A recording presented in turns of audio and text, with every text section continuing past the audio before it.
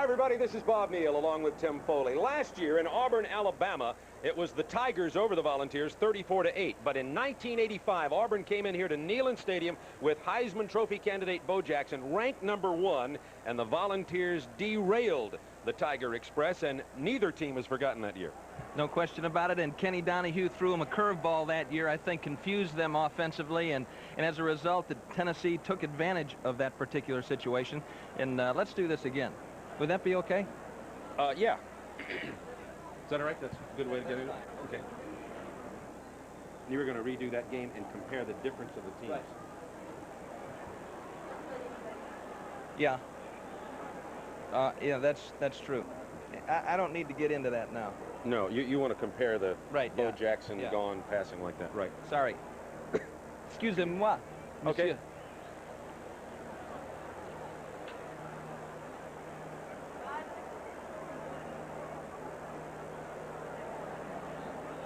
Hi, everybody, along with Tim Foley. This is Bob Neal. Last year in Auburn, Alabama, the Tigers defeated Tennessee by a score of 34-8.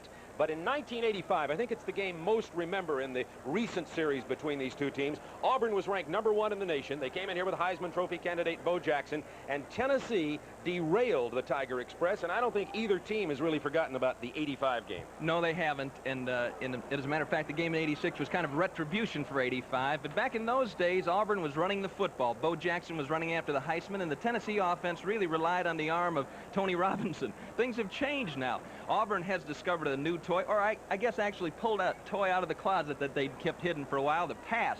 They've got 5 of the best wide receivers in the SEC and the #1 rated quarterback in the country right now.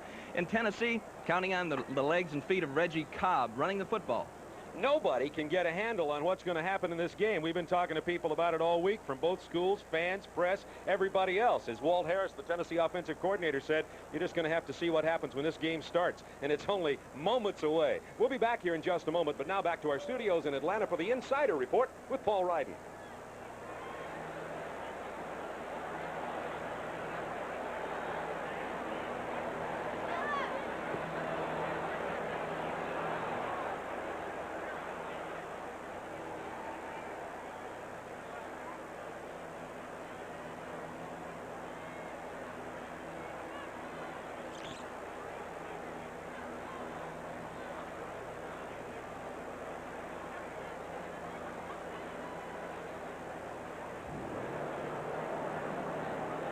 Hi, everybody, along with Tim Foley. This is Bob Neal. Last year in Auburn, Alabama, the Tigers defeated Tennessee by a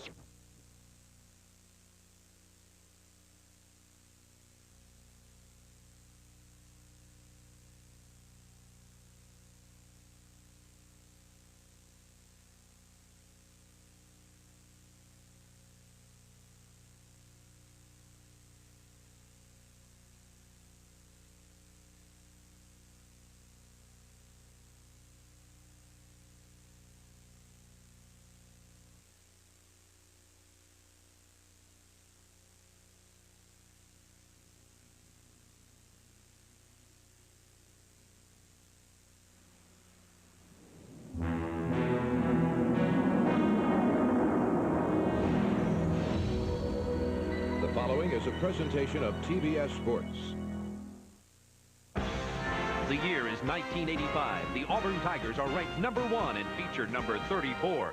Bo Jackson, who eventually will win the Heisman Trophy. But a funny thing happened on the way to the Sugar Bowl. In Knoxville, the Tigers Sugar Bowl Express is derailed by the underdog Volunteers, who go on to make their own reservations in New Orleans as 1985's SEC champs. Today, a few things have changed. Number 34 could again be the SEC's best runner, but his name is Reggie Cobb, and he plays for Tennessee. Meanwhile, the Tigers are ranked 3rd nationally, but quarterback Jeff Berger has established Air Auburn as the preferred means of transportation.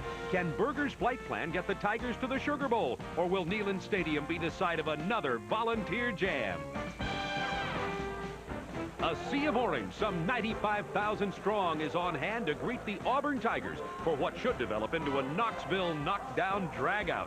It's a pivotal game for these two Sugar Bowl hopefuls as SEC 87 showcases the 3rd-ranked Auburn Tigers versus number 12 Tennessee.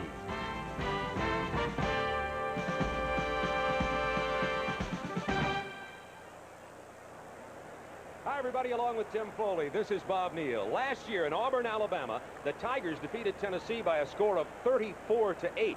But in 1985, I think it's the game most remember in the recent series between these two teams. Auburn was ranked #1 in the nation. They came in here with Heisman Trophy candidate Bo Jackson, and Tennessee derailed the Tiger Express, and I don't think either team has really forgotten about the '85 game. No, they haven't, and as a matter of fact, the game in '86 was kind of retribution for '85, but back in those days, Auburn was running the football. Bo Jackson was running after the Heisman, and the Tennessee offense really relied on the arm of Tony Robinson. Things have changed now. Auburn has discovered a new toy, or I guess actually pulled a toy out of the closet that they'd kept hidden for a while, the pass. They've got 5 of the best wide receivers in the SEC and the #1 rated quarterback in the country right now. And Tennessee, counting on the legs and feet of Reggie Cobb, running the football. Nobody can get a handle on what's going to happen in this game. We've been talking to people about it all week from...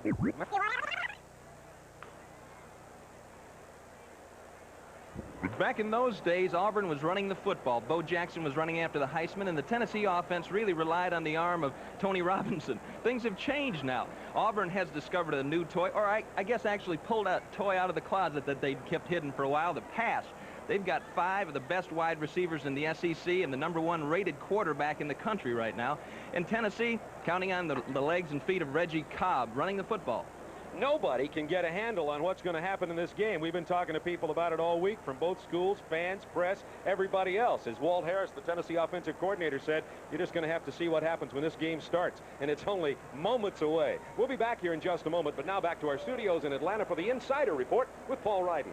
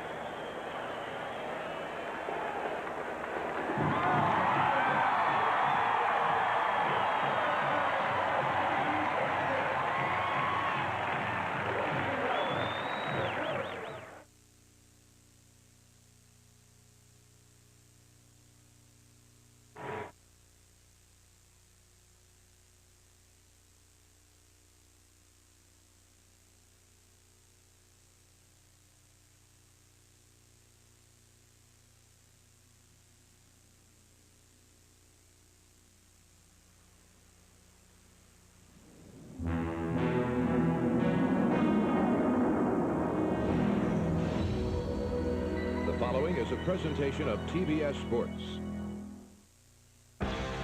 The year is 1985. The Auburn Tigers are ranked #1 and feature number 34, Bo Jackson, who eventually will win the Heisman Trophy.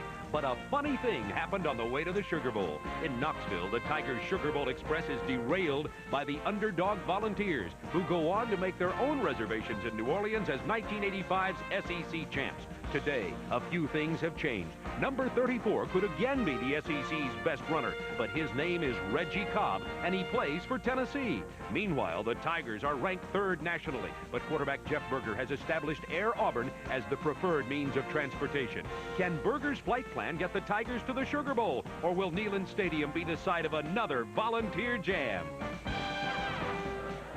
A sea of orange, some 95,000 strong, is on hand to greet the Auburn Tigers for what should develop into a Knoxville knockdown dragout. It's a pivotal game for these two Sugar Bowl hopefuls as SEC 87 showcases the 3rd-ranked Auburn Tigers versus number 12 Tennessee.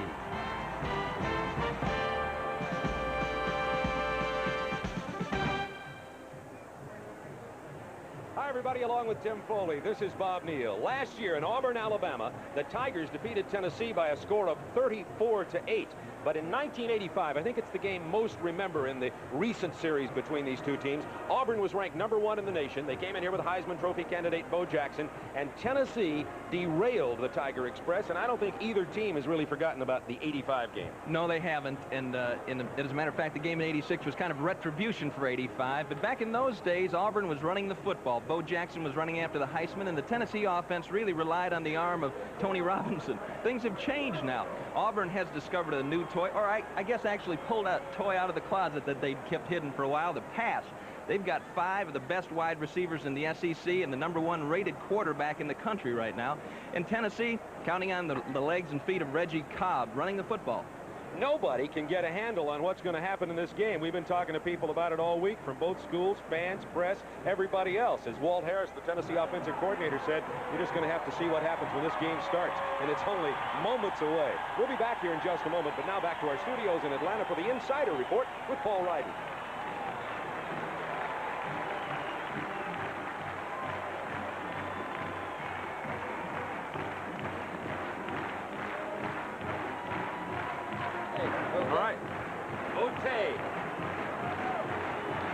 Okay, boys and girls.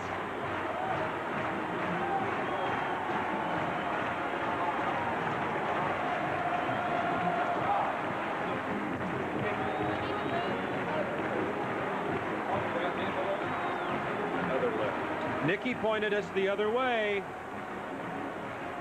Write an L on Nikki's hand, the one that's supposed to be the L. Of course, I keep forgetting that a guy from Georgia is our producer.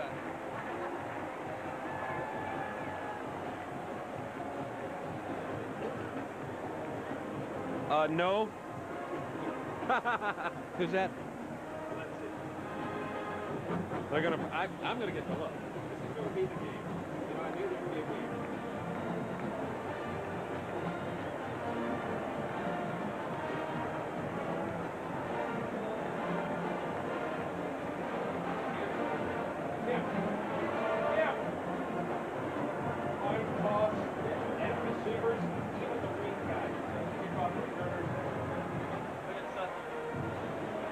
Give it to him, Sut. Let him have it. Who kicks off? It's not the regular kickers. So, and I'm not. There's any one of 3 guys from Auburn who can kick off. They have 4 kickers. Okay. It can be Dickinson. It can be.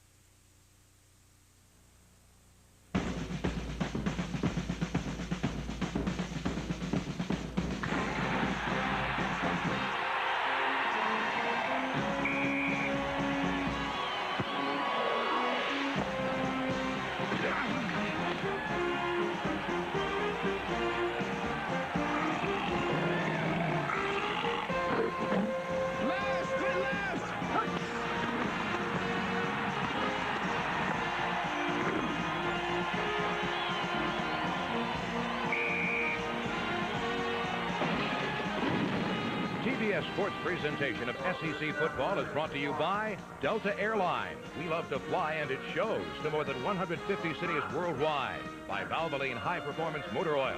Valvoline, because motor oil is not just motor oil. And by Holiday Inn. If you're a winner, we're on your way.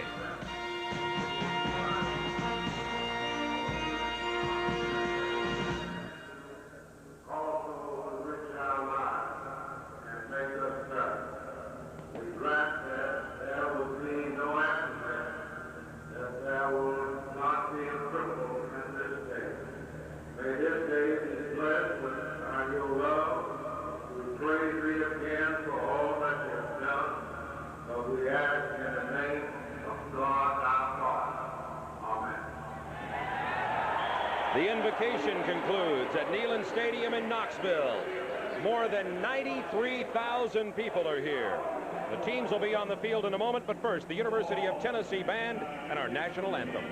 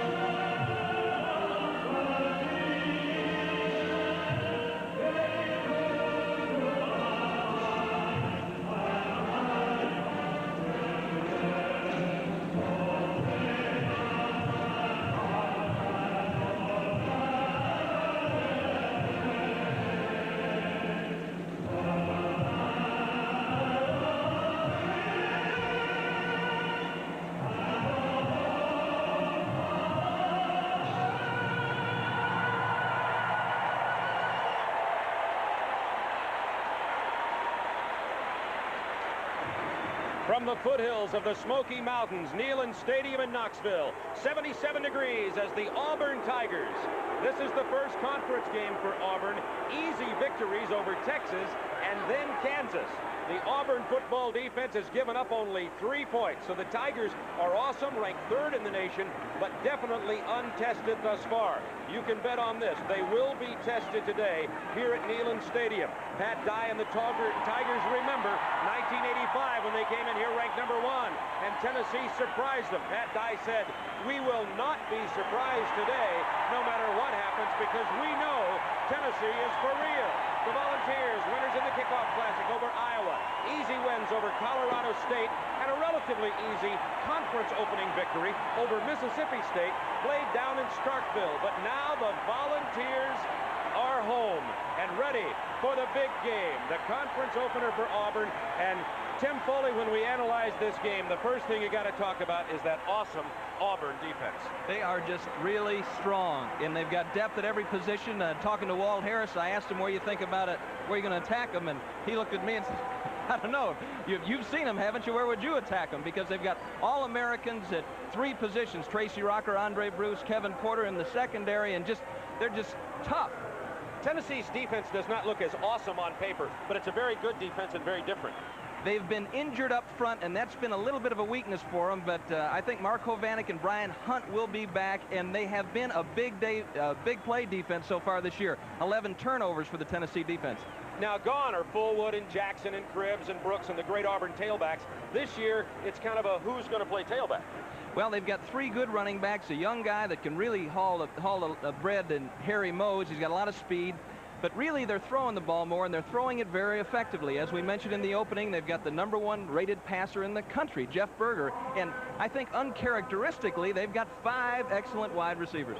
And both coaches feel the kicking game could be very important today, particularly in the kickoff and punt return game. We'll be back here for the opening kickoff in just a moment to Neyland Stadium in Knoxville. You're watching SEC football on the Turner Broadcasting System.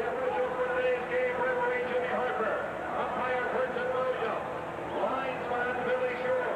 Line judge Ed Henry.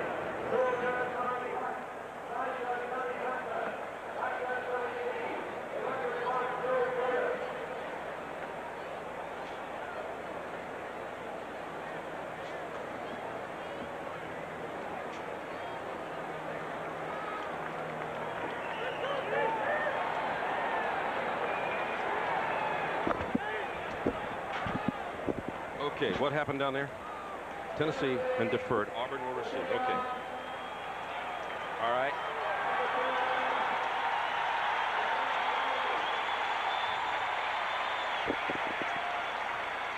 Okay.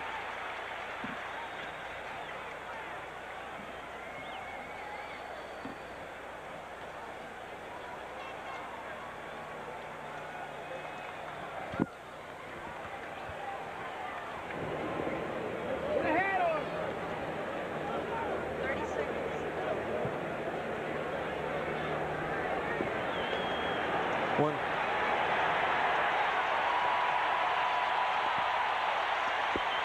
All right. 1, 2, 3.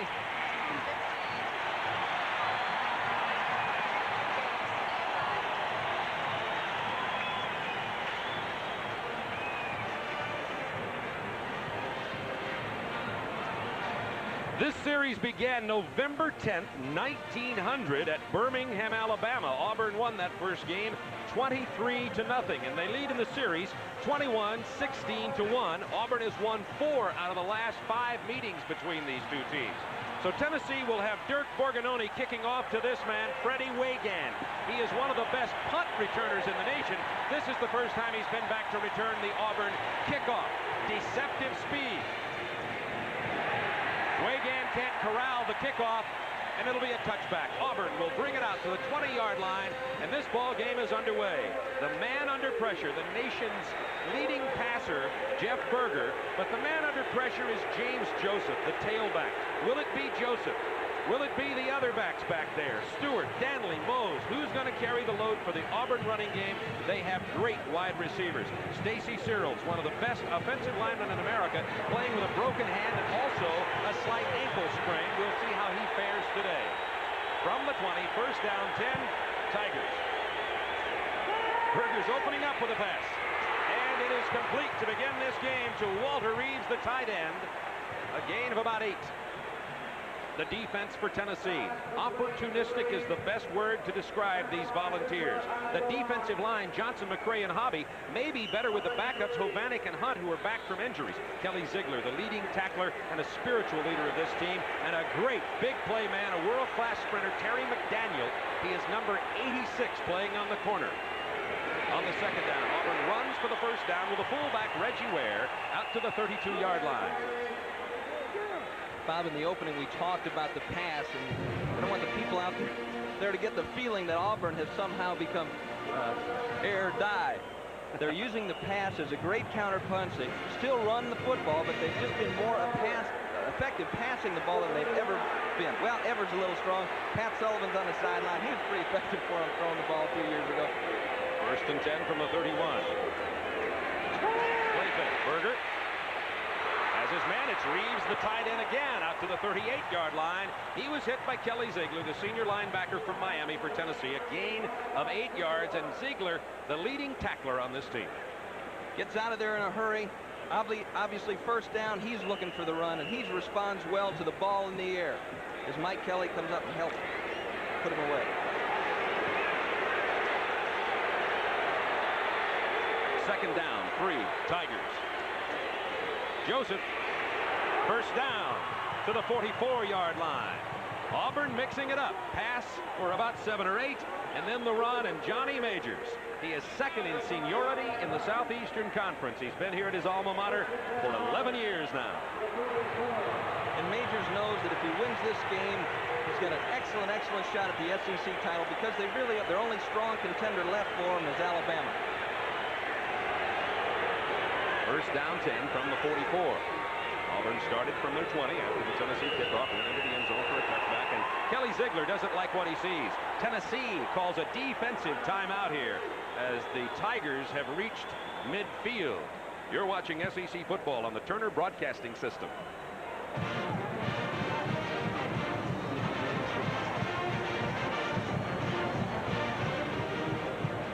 Yes. Thank you. Okay. I don't care. Okay, I think we can talk about the tight end moving. What's the purpose of the tight end moving? Is that why he called the timeout, you think? I think so. I think they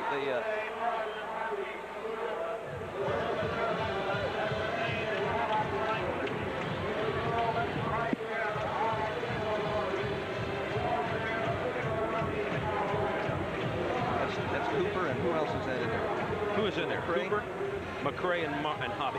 Okay.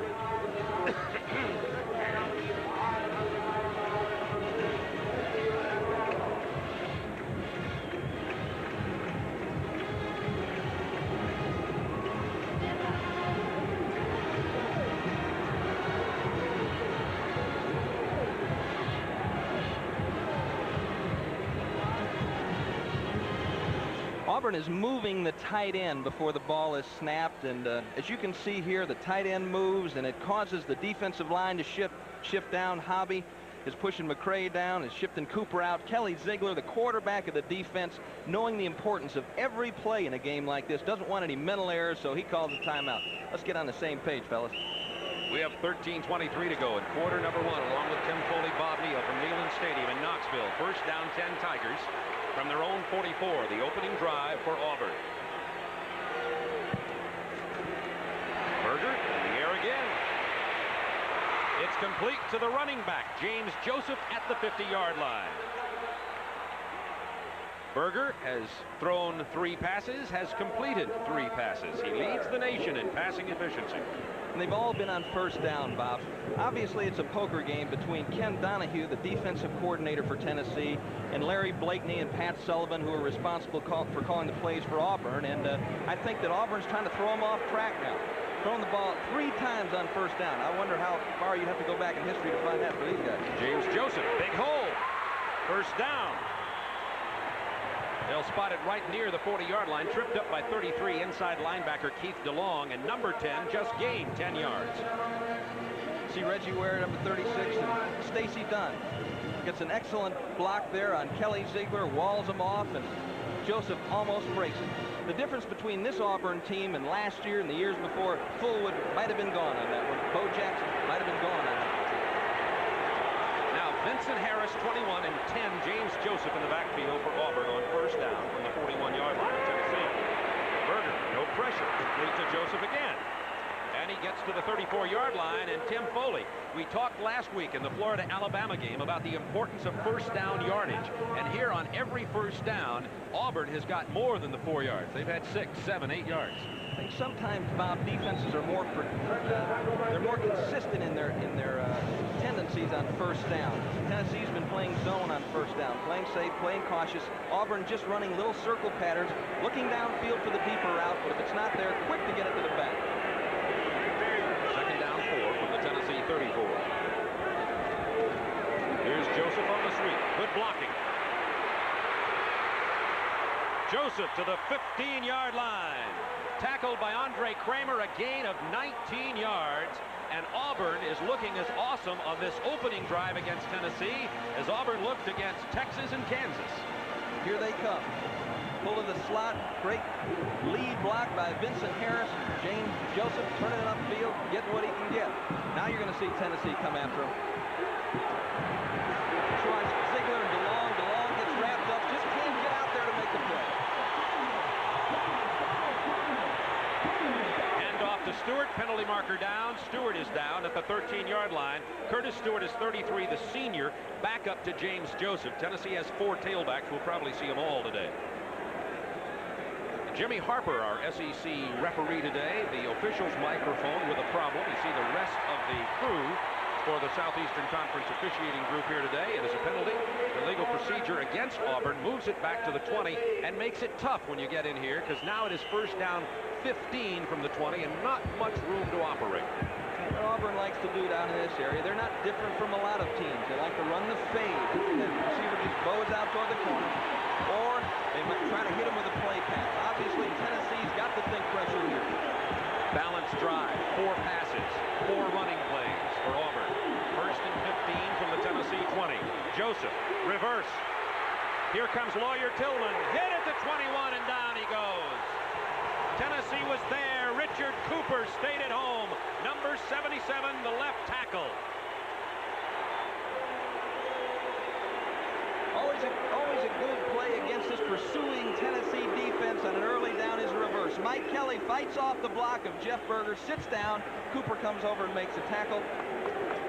Tillman is probably, though, the best receiver Auburn has once he's got the football in his hands. He's dangerous. Second down, 16, Auburn from the 21-yard line. Auburn knifing through the Tennessee defense, but stalling for the moment. Screen left side, overthrown, intended for Joseph.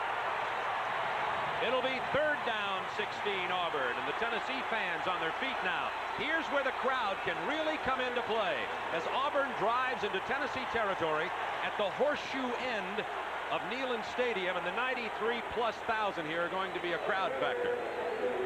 That's what I've noticed about this Tennessee defense, Bob. They don't seem to be too tough between the 20s. But every time I've seen them in person or on film, they seem to come to life at this area. And somebody on that defense, Terry McDaniel, Kelly Ziegler, Cooper, comes up with a big play.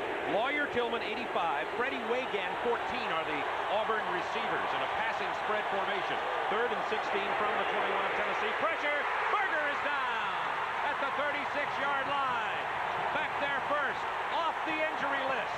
Out of the hospital. Mark Hovanek, number 59. Hovanek, a big part of their success in '85. Ziegler coming up the middle. He's looking for the wide receivers. Peppers is in one of their faces. Lawyer Tillman's being jammed by McDaniel. They're man-to-man pressure. Nobody home. This is going to be a nearly 52-yard field goal attempt. This is Win Lyle. He's 18 years old, a true freshman from Auburn. Pat Dye with his brain trust on the sideline, discussing what they might do. A 52-yard field goal attempt. Now, Win Lyle has kicked a 52-yarder in an Auburn scrimmage, but let me point out that that young man has kicked only 1 field goal in a collegiate game. He's 18, he's a walk-on, and he's here in Knoxville in front of 93.5. Hello. Welcome to college football, Whit. In the orange jacket you see with his arms folded was Pat Sullivan, the Heisman Trophy winner from Auburn. Has had a lot to do with the success and the evolution of this passing game. He and Larry Blakeney. Number 1, you see standing there, is Brian Schulman, the Auburn punter. Interesting story is Schulman had been a walk-on at Tennessee. Tennessee went with their punter, Garman. So Schulman is back in here punting against the team he wanted to play for.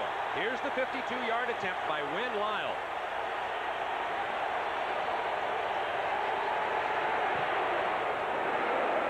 Plenty of leg.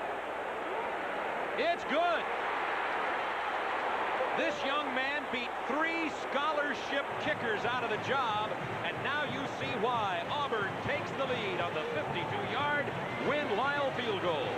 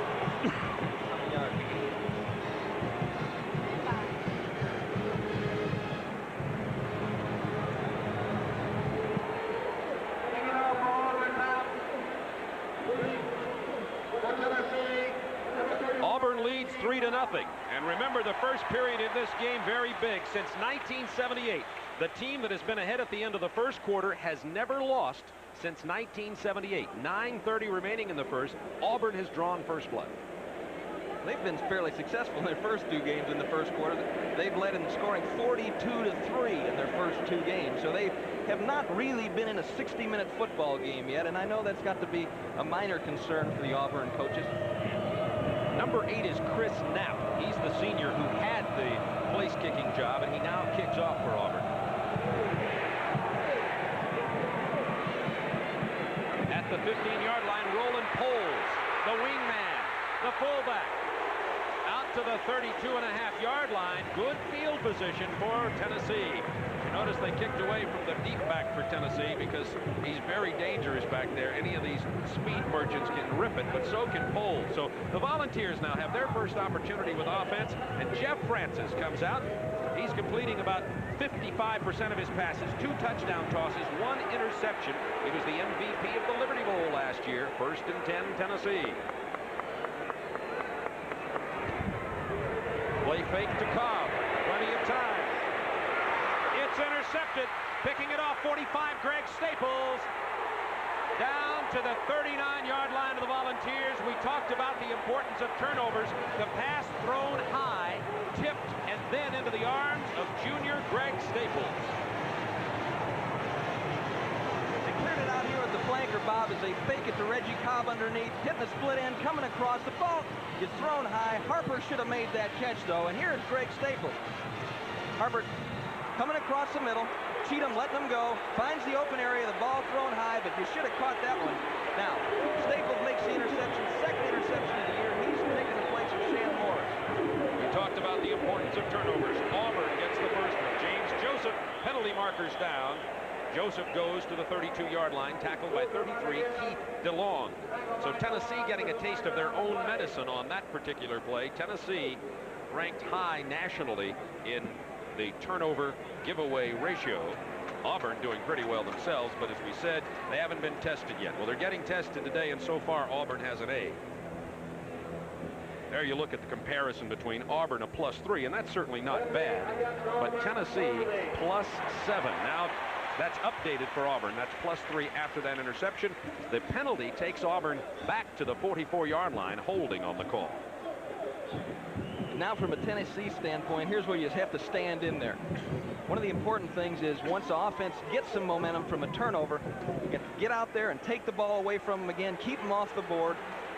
Don't let the thing get out of hand early. 1st down, 15 Auburn from the 44-yard line of Tennessee following the Greg Staples interception. Not much that time, about 3 yards for Curtis Stewart. Still outside the 40-yard line. 8:37 to go in the first period. Auburn leading 3-0 on a 52-yard field goal. Auburn had driven to the Tennessee 15, but thanks to a penalty and good Tennessee defensive plays, Wynn Lyle, the 18-year-old freshman kicker, had to try one 52 yards away. Now 2nd down, 12 from the Tennessee 41.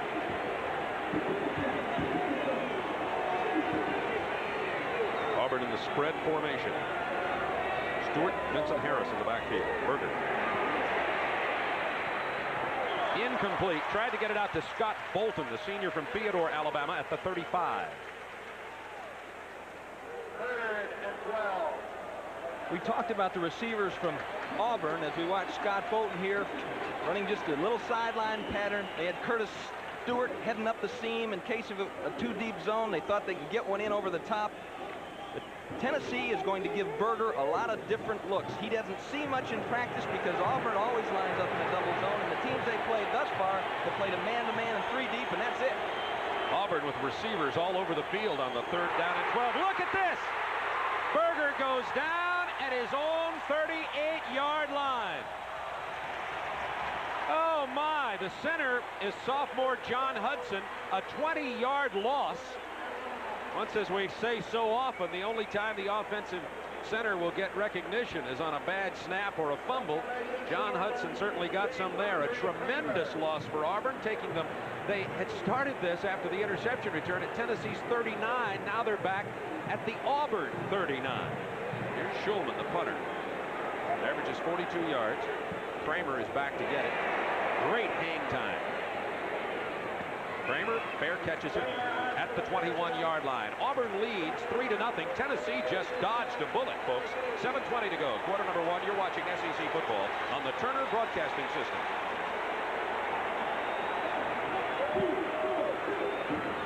Literally happened, did you? It just popped through there. Did it go like between his legs? Did it? It went way to the right of him. Do we have that replay? That's unbelievable. On that snap. Did you see that? I've never seen anything like that. I mean, he missed him by 5 feet or something. Yeah. I mean, I don't think I've ever seen him miss the quarterback laterally. Skip, you got it? Can we see it? Appreciate all they do. And lots of them sitting in our studio. You'll need to leave. I don't need to. Is that what you're saying? Okay.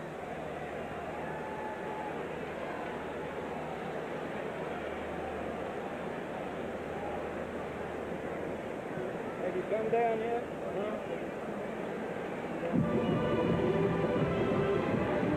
Obviously, this is always a big conference game with Auburn and Tennessee. A lot of people think this year it may even have more significance because Tennessee's got a shot. Because Tennessee only plays Auburn and Alabama and Ole Miss in the top group. I know what you're saying. Of course, Kentucky's playing pretty well right now, but I think it's more important for us than it is Tennessee because we've got to end our season playing Florida, Georgia, and Alabama. Not to mention Florida State. I was putting it to Pat like, you know, Tennessee gets by you. They have a pretty easy road, Pat. Without saying it, he understood exactly what we were talking about. If Auburn gets past Tennessee, Auburn's still looking at a meat grinder. William Howard, Keith Davis in the backfield for Tennessee. This pass is complete. It is to Davis. First down to the 33-yard line. Keith Davis, the junior from Nashville. Edward Phillips with the tackle. Reggie Cobb, Davis was playing for on that play, is the redshirt freshman everybody's talking about here. The receivers for Tennessee are good, but not as good as Auburn this year. And you can't say that very often. Tennessee often thought of as receiver university. A solid offensive front for Tennessee. 1st and 10 from the Volunteer 33. Francis. It's a nice catch out at the 42-yard line by number 5, Thomas Woods. Beautiful catch by Woods, and Francis saw something he'll see a lot. You're going to see Andre Bruce getting picked up by William Howard. He'll be in Jeff's face all day long in passing situations. Nice catch, good extension. Way to get your feet down, Woods. Now, opportune time for Tennessee. 2nd down, short yardage from their own 42. Auburn leading 3-0. We're in the 1st quarter. Play fake again. They're going long, looking for number 4, Terrence Cleveland. Everybody overthrown. Alvin Briggs, number 4 for Auburn, was back there all the way. Let's look at this great Auburn defensive team. Tracy Rocker, a 1st-round NFL draft choice. You can bank on that. Benji Rowland, Nate Hill are also good, and Stallworth, off the injury, is back to play some. Andre Bruce, people compare him to Cornelius Bennett from Alabama. He's 6'6" and speedy. And Greg Staples, the man who stepped in for the injured Shane Morris, and he's the man who had the interception earlier. 1st down, Volunteers. William Howard, the fullback, number 35. And Howard last year had 84 yards against Auburn. He may play a bigger role in this game today. And I think you're right, Bob. I think they're going to have to do some damage inside. Bruce is going to be hard to get around. They've got an excellent secondary. Tennessee strong up front. They're going to have to take advantage of that inside running. 3 receivers for Tennessee, but they give it to Howard. Takes his 240 pounds inside Auburn territory to the 47 or 8-yard line. 39, Kurt Crane, the Auburn inside linebacker with the stop. And I like the line in the paper, Tim, about William Howard. He said he's like a big Cadillac sitting in your driveway with a big V8 engine and full of gas. And it's only been for a trip around the block. Maybe it's time to take him on a long drive. Of course, he led the SEC in scoring last year, and he's tough and close, tough in those short yardage situations. 2nd down, 5. Not much this time. That is short yardage, about 1 yard. He was hit by Brian Smith and Tracy Rocker. 74, Tracy Rocker, the junior from Atlanta. And he's been a starter since he was a freshman. Good heads-up player. As a matter of fact, as a freshman, he led the SEC in tackles for a down lineman. 7 sacks last year, and he's as good as they come. Legitimate All-American. 3rd down, 4, Tennessee from the Auburn 46. 5:27 to go, quarter number 1. Auburn leading 3-0. Play fake. Francis in trouble. He gets the 1st down. Andre Bruce chased him down. Francis takes it to the 39-yard line of Auburn. Francis certainly not known for his running, but he scrambled out of trouble that time. Jeff Francis really emerged last year as a quarterback that could take control of an offense. Walt Harris was really proud of his development, and this year he's hitting his stride again. 1st down, Tennessee. Francis with a checkoff at the line. Gives it to the freshman. Reggie Cobb gets about 3. At the 37, he was hit by Kurt Crane. Kurt Crane's second tackle of the day. Problem if you're an offensive team with Auburn, if you get past one of those great down linemen, you're looking at Bruce, Crane, Phillips, Mitchell. Those linebackers are excellent also. And Staples and Cheatham will send you to the dentist in a hurry too. You know, they'll rock your molars to the dentist. Second down 7 from the 37. Here's Cobb, the freshman. Inside the 35 to the 34, Brian Smith, the left outside linebacker. You talk about depth. Brian Smith would be a starter for about anybody in the nation at 6'6", 250, and he's fast at the outside linebacking spot. They are really impressive. Both of us on different days ate at the training table at Auburn, and just looking around at those folks, they've got a stable full of great athletes there. Third down 3 Tennessee from the 33 of Auburn. Francis is going to run for it. Dives for the first down. Down to the 27-yard line of Auburn. Carlo Cheatham tripped up the quarterback. Auburn doing a great job of covering the receivers, but leaving the opportunity for the first down run open. You see the linebackers come up in there. Ed Phillips was blitzing, trying to get some extra pressure. Auburn had not blitzed this year to date. They hadn't had to. There's no sense in taking a chance if you don't need to. They're going to have to try to get some pressure on Francis. They've always been able to do it with Bruce, Rocker, Rowland, and Hill.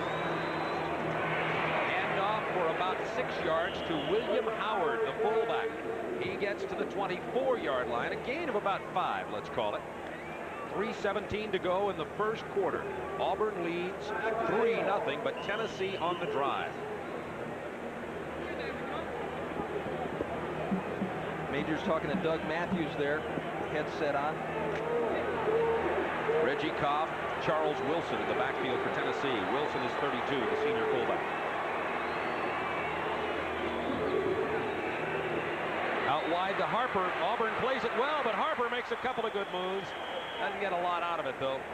Back to the original line of scrimmage, maybe a little more. Nate Hill, number 99, with a stop. And they'll throw that play to the side of Andre Bruce. Want him to rush, throw it in there behind him. The key for the defensive backs on that particular operation is the offensive tackle. If he starts running out toward him, they better start hitting it, because there's a lot of traffic in a hurry. Andre Bruce, the most valuable player in the state high school tournament. He's a great athlete. Third down 6. Tennessee has completed 3 third down conversions. Francis running again. He gets it again. Jeff Francis was tackled by Tracy Rocker. Tennessee converting on third down against this Auburn Tiger defense. Try to neutralize the strength of Andre Bruce here. He comes across, and he's the reader in this case. Got the pitch man. He should have forced the pitch and then taken a pitch man. Walt Harris kidded about running the option, and you know, I just smiled at him inanely. Here he comes out and converts a third down situation. I haven't seen you smile inanely before. Here's the handoff to Cobb inside the 15, but not by much. The idea was, Walt, who you kidding? Jeff Francis run the option. He can throw the ball, but he's really not nimble of foot. But they did run it 7 times against Colorado State, and I think they just wanted to show it. And they're not going to use it often, but they just want the defensive coordinator, Wayne Hall, for Auburn, to be concerned about containment. 1:17 to go, quarter number 1. Auburn leading 3-0 on a 52-yard field goal. Tennessee in field goal territory now. It's the 15th play on this drive. Second down. Here they come after Francis. Down he goes, and the 23, and it was the cornerback Kevin Porter, along with a host of white-shirted Tigers, who blitzed in from the defensive left side. Kevin Porter switched right at the last moment. Good disguise by the secondary from Auburn. Cheatham went over and took his man. Staples backed out. Porter came clean. Francis wasn't able to get out of there in time. Both teams have come up with big quarterback sacks. When defensively, when the offense got inside the 20-yard line. Now Tennessee pushed back for a 3rd and 16. Auburn had one in a similar situation about 30 minutes ago. Andre Bruce offside. Francis running. The whistle sounded before the play started. Bruce was in Tennessee territory. Pat Dye saying, what happened there? We'll find out in a moment. Jimmy Harper, the man in the white hat, you'll see in the striped shirt in the white hat. The other white hat is worn by Pat Dye, is our referee today. And here comes the signal. His microphone not working due to some microwave interference, as I understand from our crack technical crew at TBS Sports. So we'll just interpret for you. Offside. Auburn, 5 yards, 93 on Gray Bruce. Bruce concerned about his alignment, lined up wide on the left. They kicked him inside and lost his concentration. What you don't want to do is beat yourself. You don't want to make mental errors in critical situations. UT started this drive with 7:20 left in the quarter. It's down to 12 seconds remaining. On third down, Francis running out of there again. Dives to the 12. Had to get to the 7-yard line for the first down, so it'll be a field goal situation for the Volunteers. In will come Phil Rich, the junior walk-on from Fort Lauderdale, Florida, to try the field goal when we return. That's the end of the first quarter.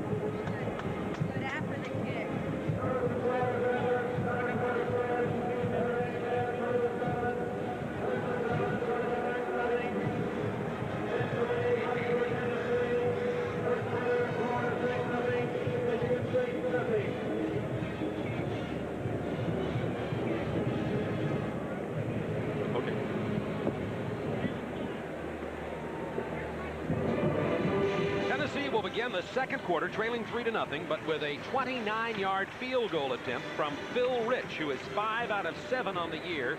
Didn't even know he was a scholarship player until after he hit the game winner in the kickoff classic against Iowa. He was a walk-on kicker here, but he's been doing very well, as you see. Perfect on the point afters and 5 out of 7 on the field goal department, and his long one of the year was 45 yards against Iowa. This one will be from the right hash mark. It's a 29-yard field goal attempt. Holder for Tennessee, number 12, backup quarterback Randy Sanders.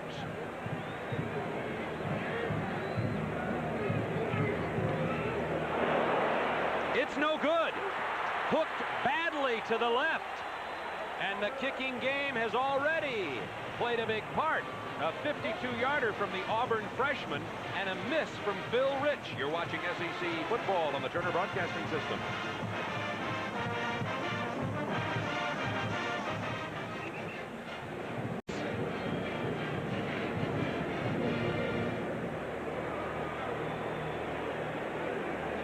Oh, I love this. Yeah, okay. But wait a minute.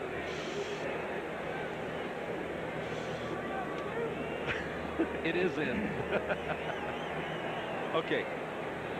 I'm going to ask you about significance of Tennessee controlling the ball nearly 8 minutes and then getting nothing. Okay? All right.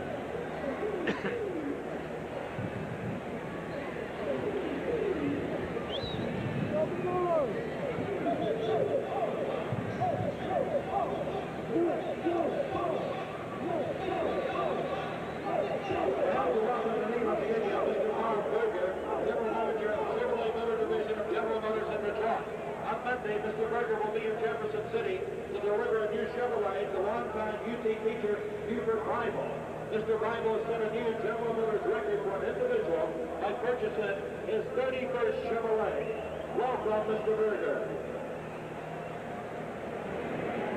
Neyland Stadium in Knoxville on the banks of the Tennessee River. 93,500 are here today, along with yours truly and Tim Foley.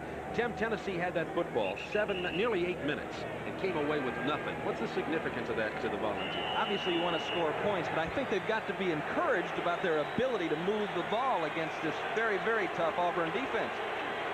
First down, 10, Auburn. From the 20. Screened away again. Good moves and great speed. But he doesn't get past the pursuit of Tennessee. Gets about 7 or 8 out to the 27-yard line. Brian Hunt, 74, with the tackle. Wagan with deceptive speed. He's not only got the moves in hands, but the burning speed, too, according to Pat Dye. First quarter statistic story. Well, the turnovers. Turnover, but it was harmless. Both teams on offense playing very well, playing according to their game plan defensively. Both coordinators trying to figure out exactly what's going on to them, and they'll adjust now. And Auburn showing the stats they've shown early. 27 yards passing, only 6 running the ball. Nothing this time for 21, Vincent Harris, the sophomore fullback. It'll bring up third and about 3. One of the things to mention on that opening pass to Wagan, the first down play, that was a lateral. And you would just as soon not have that be a lateral. If it's that way, if it's dropped, Wagan drops the ball and it's a lateral. Now it's a fumble. It's a live ball. Tennessee can take it and score. You know, Auburn still, if you'll notice the 3 and the zeros on the bottom there, Auburn still has given up only 3 points all year. They lead the nation, obviously, in scoring defense out of the wishbone formation. James Joseph broke the tackle, got the first down. It was James Joseph with second effort to get the first down for Auburn. They had him stopped at the 27 or 28. James Joseph might be their most complete back. He blocks well, catches the football well, and is a hard runner. Ziegler takes him on in the hole, but you notice Joseph maintains his balance, keeps his feet moving, and both he and Curtis Stewart are good after contact runners. First down, 10 from the 30-yard line. Auburn leading 3-0. Here's Joseph again.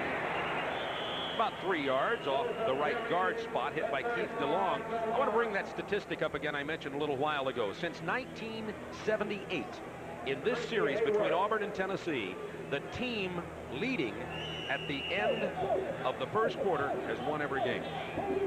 Auburn leads 3-0. How long did it take you to remember? About 4 days. I don't think Pat Dye knows that. And if he knows it, it's not comforting, I can guarantee you. Second down, 7. From the 33. This is Harris. Shy of the first down, out to the 38, hit by DeLong. DeLong with 4 tackles today. He's the junior from Lawrence, Kansas, number 33 for Tennessee. One of the inside linebackers along with Ziegler. Darren Miller and Mike Kelly are the outside linebackers. DeLong's dad, an All-American here at the University of Tennessee, Steve DeLong.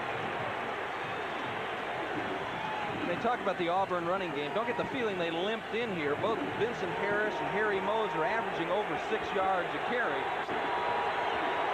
Third down, 3 Tigers. Stewart, no, he does not get it. Tennessee was there. He lost a yard or maybe more on the play. Brian Kimbrough, 55, the man for Tennessee. Kimbrough in there backing up Mike Kelly. They alternate on one of the linebacker positions on the outside. Auburn leading 3-0. 11:31 to go in the first half. 77 degrees here in Knoxville. Schulman with a cannon shot. Kramer from his 10. No protection. Takes it up the middle. Gets a few yards, but not much. Down at the 17-yard line. You're watching SEC football on the Turner Broadcasting System.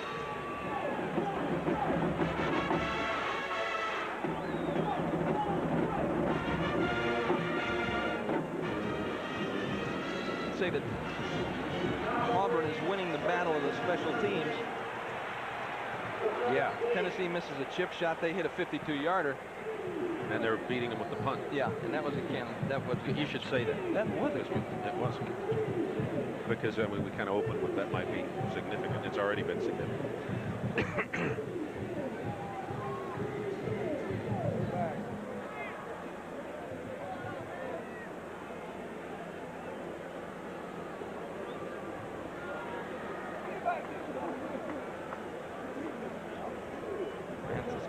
sideline.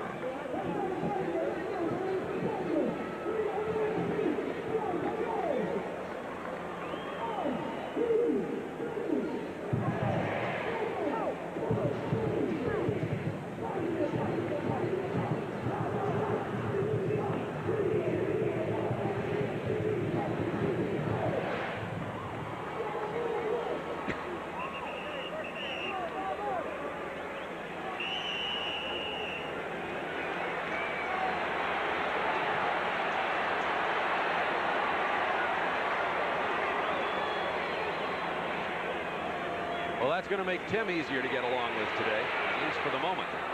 On the first down, the pass goes incomplete, intended for tight end Nate Middlebrook. So Purdue with a lead over Notre Dame, Tim. Cheer up. It's looking good for the Boilermakers. Yeah, it is. You were nervous over that. Real good. I told them not to put that score up. As long as we're ahead, put it up. That's all right. It'll be second down 10 here for the Tennessee Volunteers from their own 17-yard line after a 54-yard punt by Brian Schulman. So the special teams, we said the kicking game would come into play here, Tim, and it's been significant already. Well, Tennessee misses a chip shot. Auburn nails a 52-yarder. And Schulman boomed that punt, which backed Tennessee up, making a difference. Second down 10. Reggie Cobb, not much, maybe a yard. Robert Goff, number 98 from Bradenton, Florida, the senior for Auburn, making the stop. Auburn with depth. They're too deep at virtually every defensive position with quality players.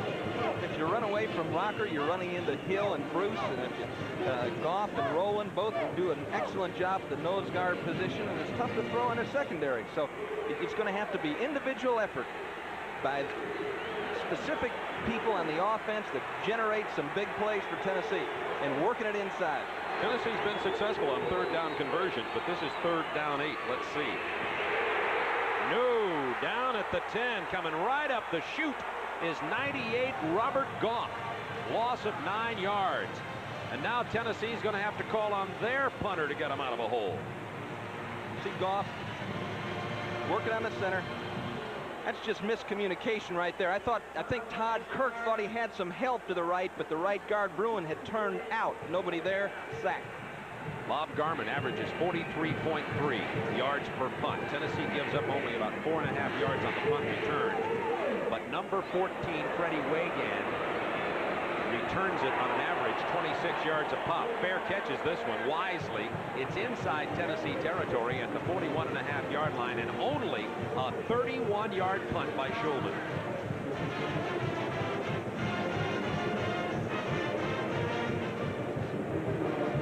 Don't flip this until I'm done with my punt, okay? I just had the wrong punter to punt the ball.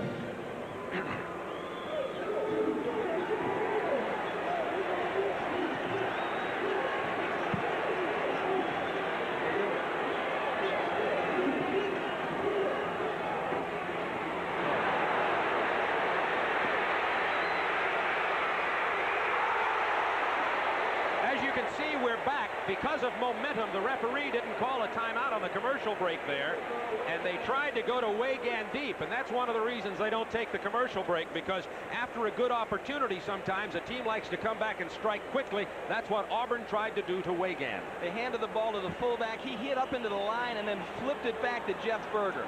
And Freddie Wagan is the surest handed receiver that Auburn has. Joseph flips it back wide open as the Tennessee defense had attacked. Wagan drops the football. You won't see that happen often. Second down 10, Auburn from the 42-yard line following the punt from Garman of only 31 yards. Incomplete. Tennessee stripped it loose. Was intended for tight end Walter Reeves at about the 37. It'll be third down 10 Auburn. Cedric Klein keyed the play for Tennessee, number 30, the sophomore from Loudon, not far from Knoxville, his hometown. Trick plays like that, you got to take advantage of them when you have the chance. I can remember playing Seattle and watching Steve Largent fly by me on one of those, right? But the quarterback didn't put it on the money, and so you, as you mentioned before, you dodge a bullet. Third down 10 Auburn from the Tennessee 42-yard line. Berger, a lot of time. Incomplete. He wanted to get Lawyer Tillman, and Berger overthrew Tillman much in the same fashion as Jeff Francis did on the Tennessee first play of the game. But Tennessee does not get the interception. Tillman can't handle it. You see him working against McDaniel there. He turns him over to the inside, and the Tennessee linebackers had not done a good job, had not gotten much depth. That ball should have been completed. Schulman winning the kicking battle here. Garman with only a 31-yarder. Schulman handles the low snap well. He's going to try to get this one to drop inside the 10. It's called a pooch kick. And it's knocked out of bounds by Auburn at the 5-yard line, and that's where Tennessee will take over the ball. Knocking it out, number 41, Quentin Rogers, is the man it hit off of. Also near the play was 23, Perry Reed.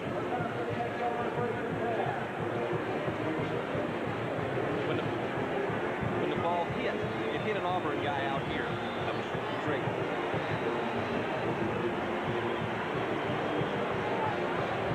Oh, that was fortunate for Tennessee.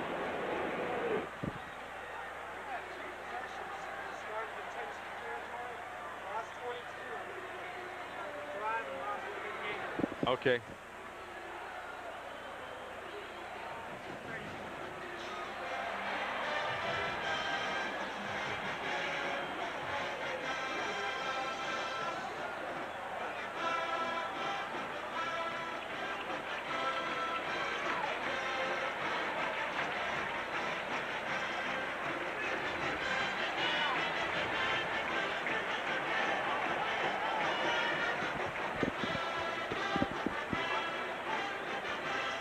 Portions of today's game are brought to you by Budweiser. Beechwood aged for that distinctively clean, crisp taste that makes Budweiser the king of beers for all you do. This Bud's for you.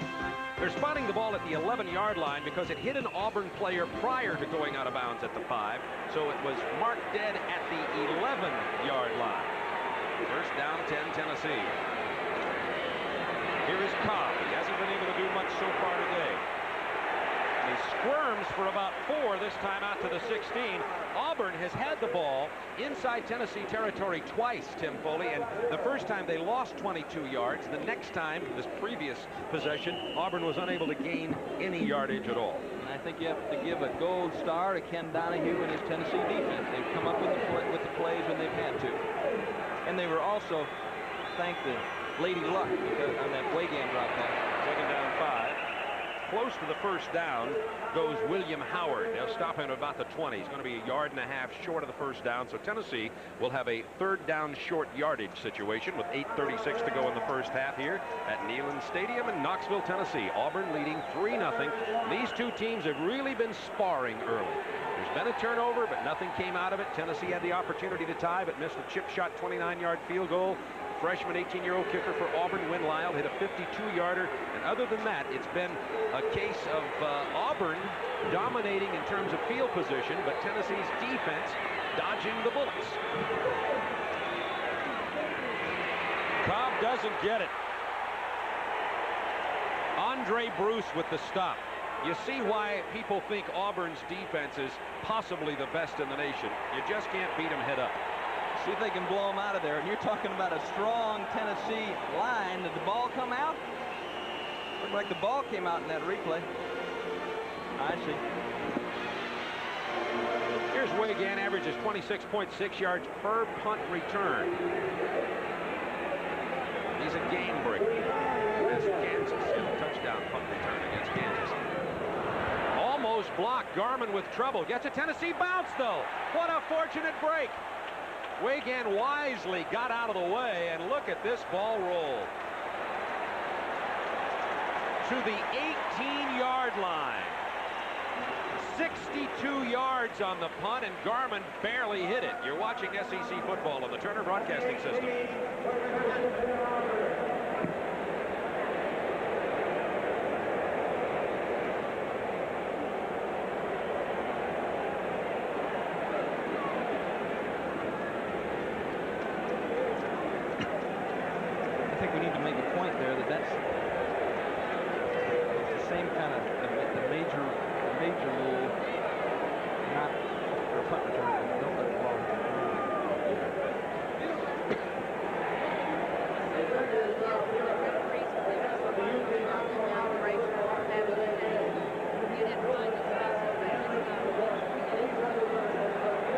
Okay.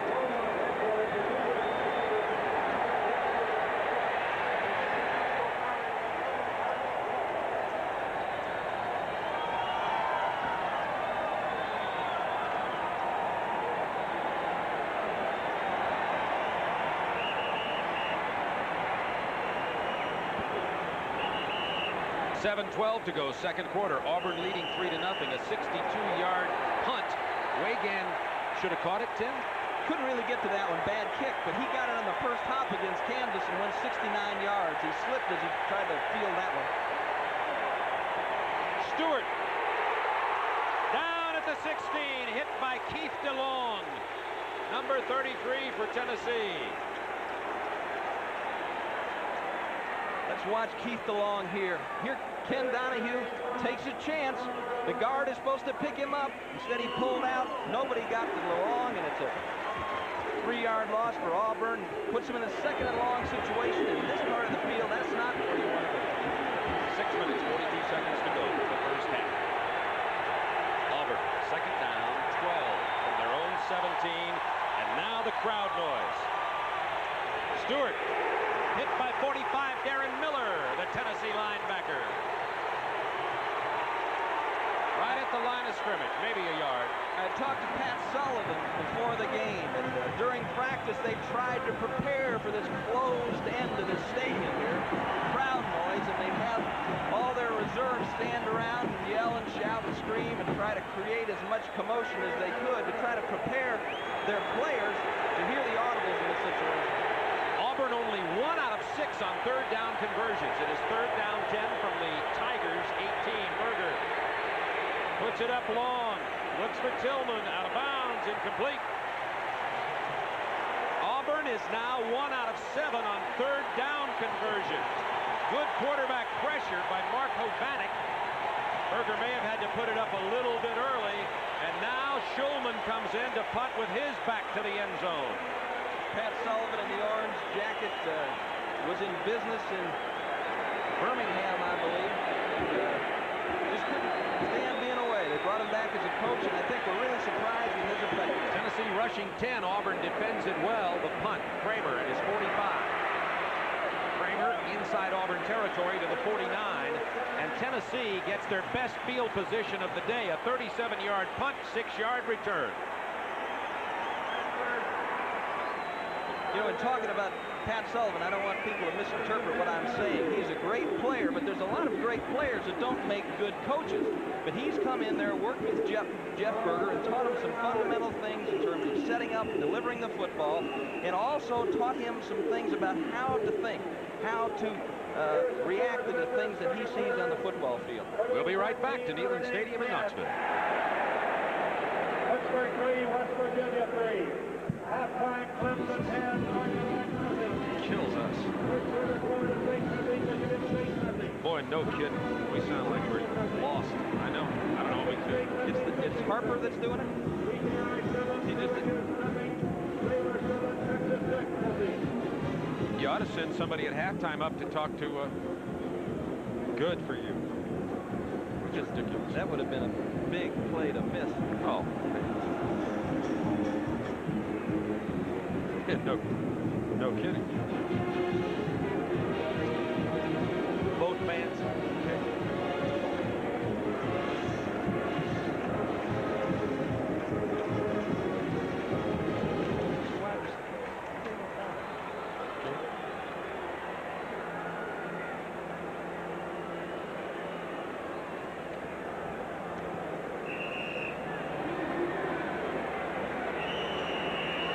Great pictures being provided today by our fine TBS sports crew. Ron Sutton, Timmy Jones, you see there in the picture, high above the field here at Neyland Stadium. First down 10, Tennessee. Here's the pitch. To the 40-yard line, Reggie Cobb. 8 yards on the pitch for Reggie Cobb. That's his best gain of the day. Now you can see why defensive coaches' hearts start to throb when this guy's got the ball. Bruce forces the pitch. Quentin Riggins tries to get there. Cobb runs through it. He's just awfully powerful for as fast as he is. Second down 1, Tennessee. They hand off to Charles Wilson, who gets the first down for the Volunteers to the 38 of Auburn. Auburn leads 3-0. 5 minutes to go in the first half. Yeah, there's different kinds of running backs, Bob. There are power backs, which are tough to tackle because of the physical punishment they dish out. And there are backs with great quickness, but once you get your hands on them, they come down easy. The problem is when you got a guy that's as quick as Reggie Cobb is, but also powerful. He's kind of like an Earl Campbell. You know, if you dig in against him, he'll run around you. If you don't dig in against him, he'll run you over. Cobb with 24 yards rushing thus far today. First down, 10 Volunteers. Play fake to Cobb. Francis has his man. Complete and out of bounds for the first down at the 27-yard line to Thomas Woods. He was hit by Alvin Briggs, number 4 for Auburn. First down, Volunteers. Francis is going to read this from the inside out. He's got a little curl in the middle. Linebackers get good depth, so he decides to go all the way. That is a long ball to throw, and it was right on time. First down, 10 Volunteers. Cobb on a sweep, juggled it momentarily. Look at Auburn's defense, 96. Benji Rowland led the way, a loss of about 3. We talked about Tennessee's difficulty in getting outside Auburn on the running game. I guess it's tough either in or out. Yeah, but look at this pursuit. Look at all that meat moving laterally. Here they come. You know, Rowland wraps them up, and it doesn't take him long to get a bunch of help. Reggie at that point is trying to find the ground. Second down 10 from the 27. Number 4 Cleveland to the left side. Francis, short drop, finds nobody. He's back to the line of scrimmage, and that's all. Tracy Rocker will get credit for the tackle. And once again, Tennessee now having trouble finding an open receiver, as Auburn's just playing very good heads-up defense, just man-to-man basically all the way across the 11-man front. You know, they play 3 deep, but they played a little tighter underneath, and that time there might have been some confusion in the call because Francis was ready to throw it, but nobody was ready to catch it. Third down 10. Tennessee stalling inside the Auburn 30.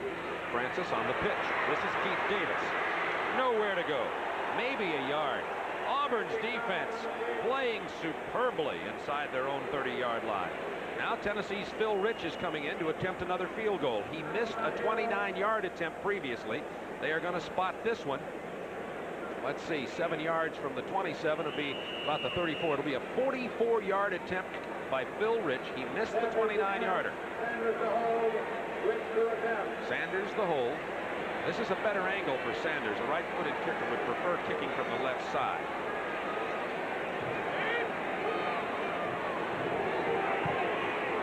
Well, he couldn't miss that one anymore. Phil Rich having some problems here today. Tennessee 0 for 2 on field goal attempts, and Auburn leading 3-0 with 2.5 minutes to go in the first half. You're watching SEC football on the Turner Broadcasting System.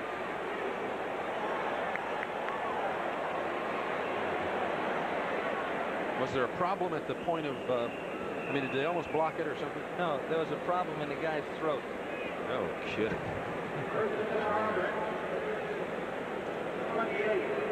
And I don't blame him. I wouldn't want to do that. I don't let my kid kick. But it's the game so far. I mean, it's 6-0. Sure. 6-3 Tennessee. Holy cow. And it's not like it's close.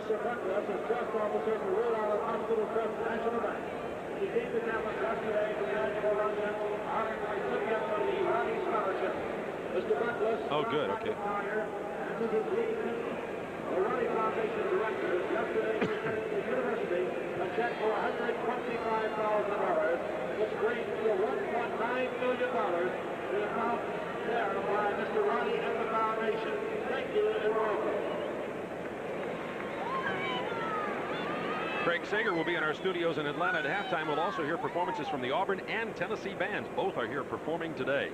So a big field goal attempt miss by Phil Rich. Watch Pat Dye in the background there in the white hat. Phil is making some people happy here. Phil missing a 29-yard field goal attempt. And then a 44-yard field goal attempt. Auburn leads 3-0 on a 52-yarder by the freshman kicker from Auburn, Win Lyle. first and 10. It is complete to Lawyer Tillman to the 44-yard line. Auburn getting out of their own end zone now with 2:20 to go in the half. And in what I've seen, this is Auburn's favorite pattern. Fake the sprint draw. They've got the tight end dragging across shallow. Tillman coming in about 20 yards deep. And Alexander Wright, you just saw his head fly through your screen, was going deep. And Wright can fly. They've got to respect that speed. Auburn first down.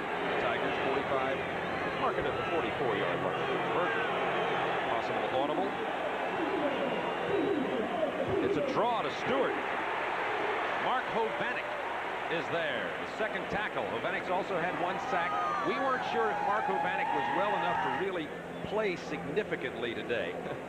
But I'd say significant is a good word for his play.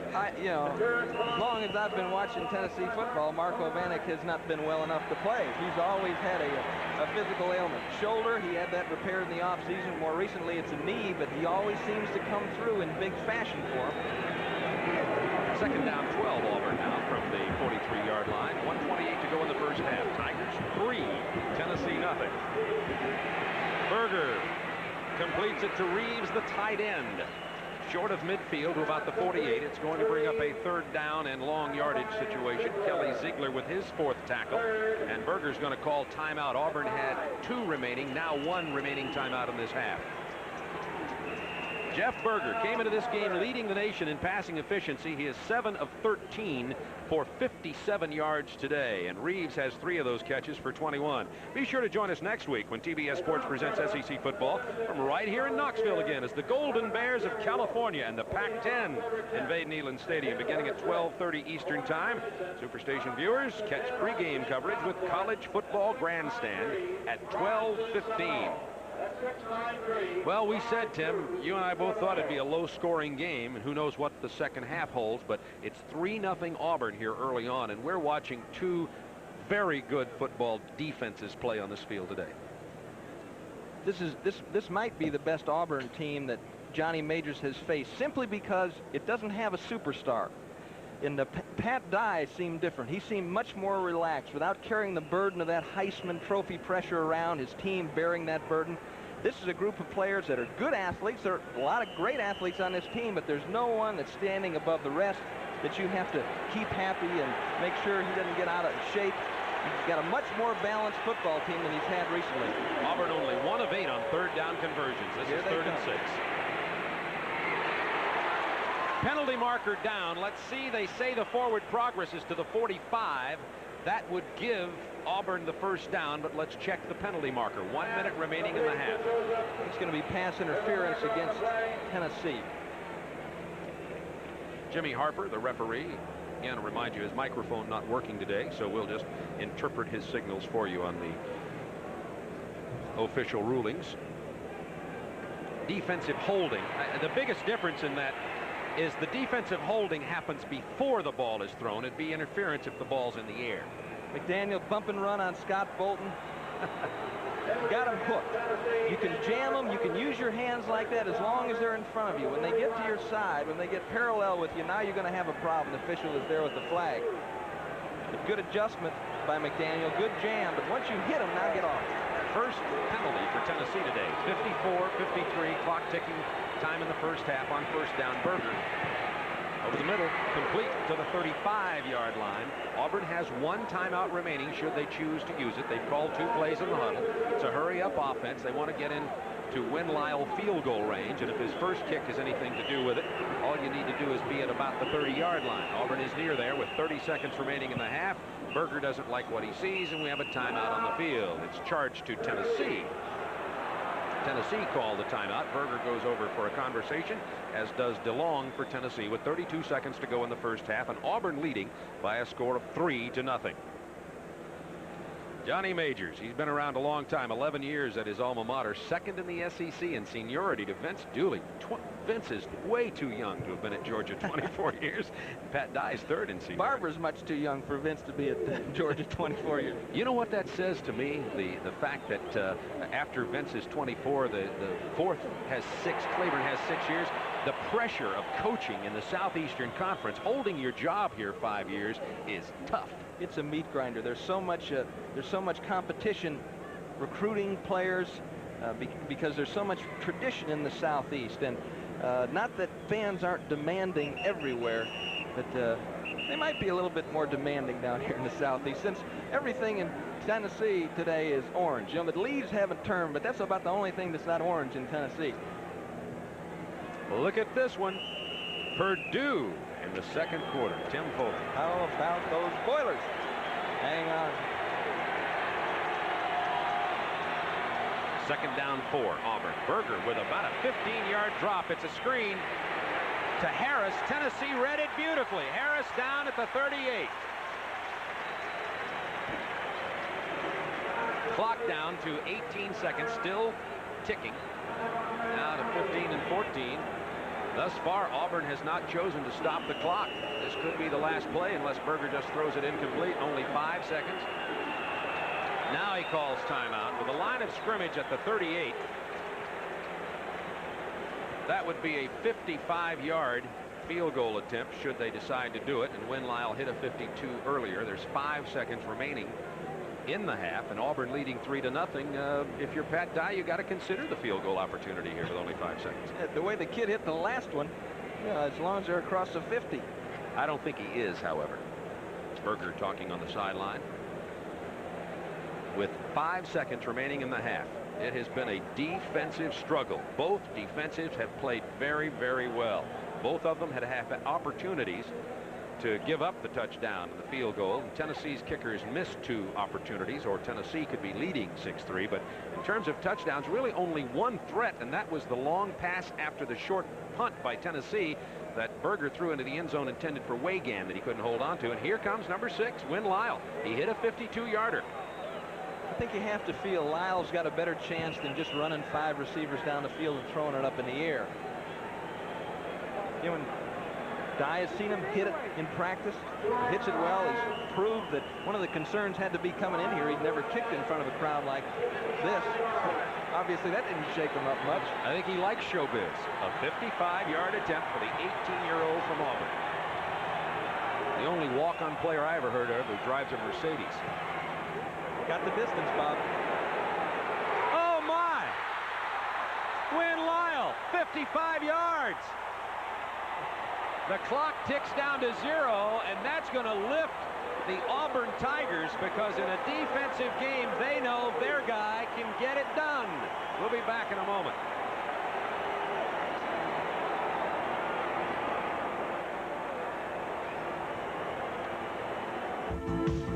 Great plays in SEC history. Brought to you by Valvoline High Performance Motor Oil. Valvoline, because motor oil is not just motor oil. 1986, the Florida Gators trail undefeated and 5th-ranked Auburn 17-0 entering the 4th quarter. But the Gator hopes are renewed with the appearance of quarterback Kerwin Bell, who had missed a month's worth of action with a knee injury. Quickly, Florida scores 10 points, and with less than a minute to play, the stage is set for a miracle. Bell completes a 25-yard pass to Ricky Nattiel.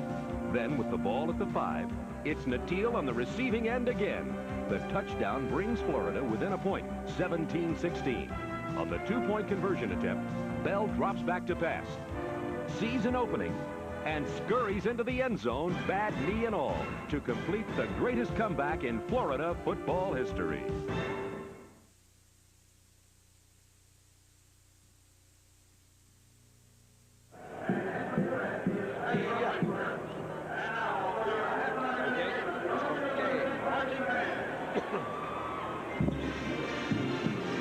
Two plays.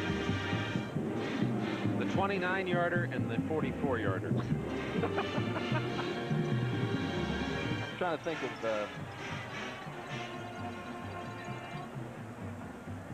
what might be critical. What happened here, I think that show a pass for Auburn.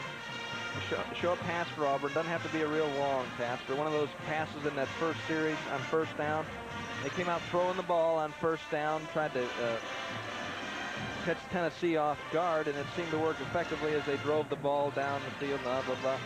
And now for Auburn, Tennessee.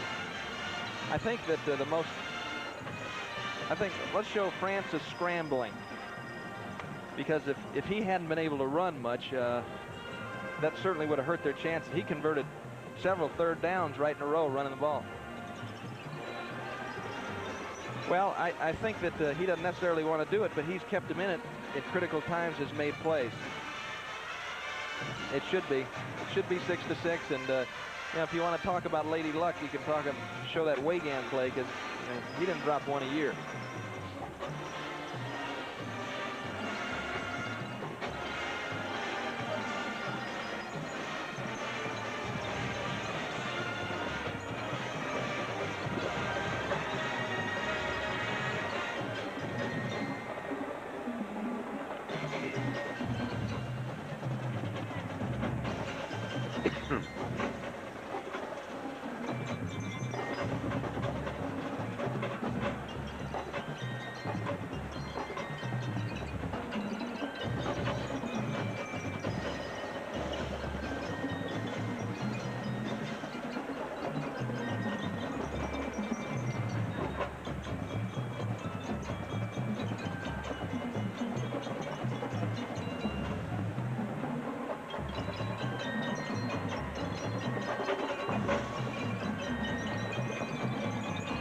The Auburn Marching Band, under the direction of Dr. Johnny Vinson and Tom Kneva. The drum majors are Chris Winchester, Lisa Chacon, and they're performing for the first time this year I Got Rhythm, and from the recent motion picture An American Tale, Somewhere Out There, finishing with the rock and roll hit Kiss Him Goodbye.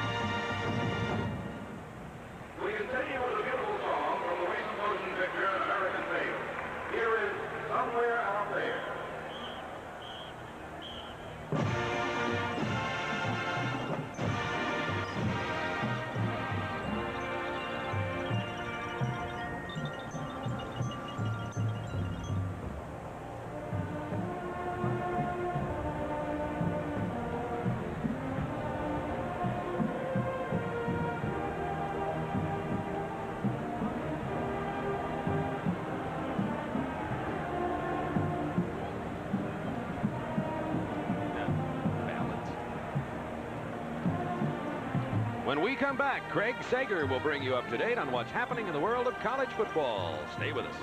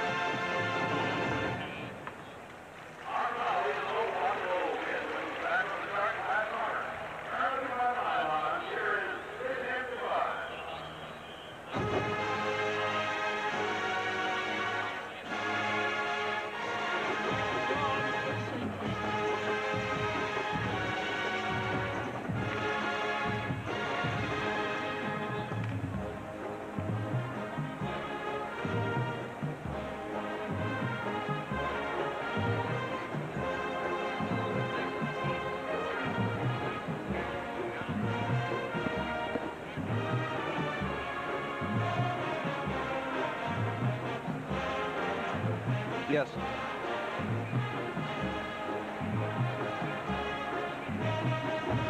Okay.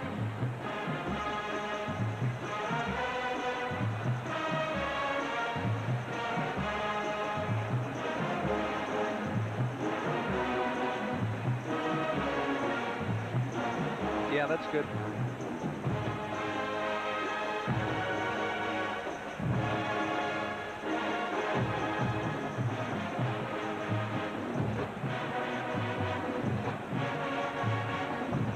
Reeves. Was that a play pass? I think that was a play pass, right? Yeah.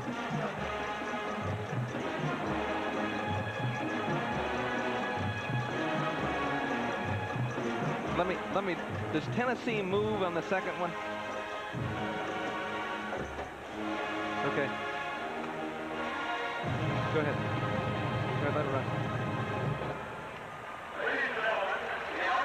No, use the first one. That way I can talk about Tennessee moving, what they're doing to try to confuse Berger, okay? Watch him move in the first one. Watch the first one. Now Tennessee moves its front. They're trying to give Berger a boom. This is just a zone pattern. Just hooking up 5 people around 7 to 10 yards. Good first down call. Good.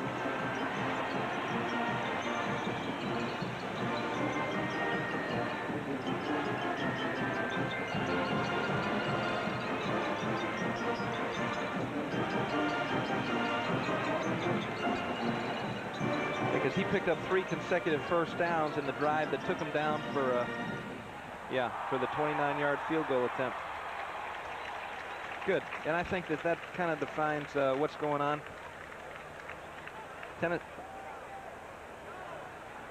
Okay, good. Yeah, there's no sense in doing that.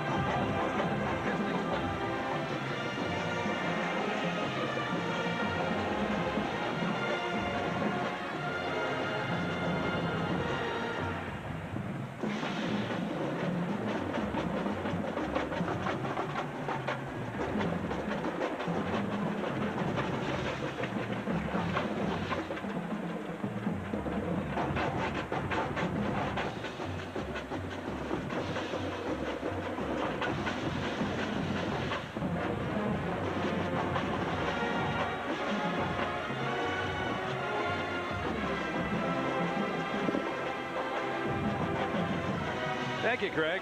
Directing today's halftime program is Dr. W.J. Julian, the drum major John Martin, and the songs from the Tennessee band include The Power of Love, Jacob's Ladder, Set Me Free, and Ice Castles.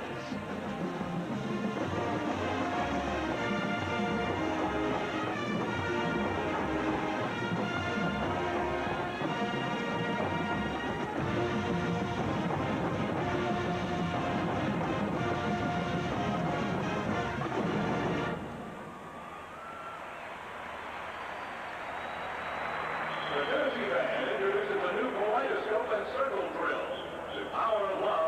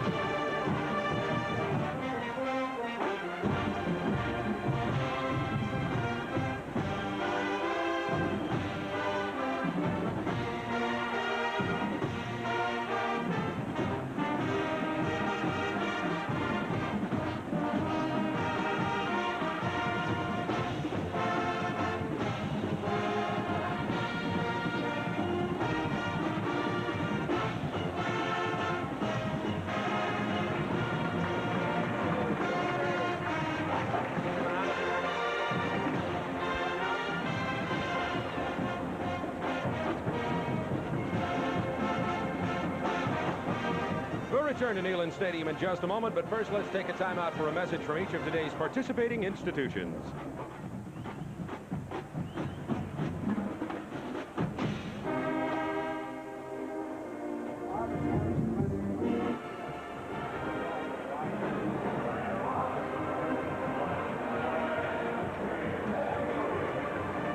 Where'd they get their yardage from?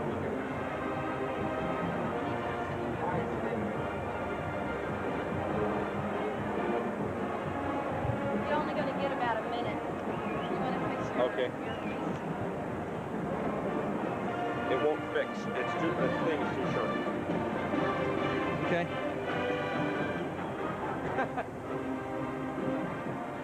Where do they want us? How's that? I'm running out of cord here.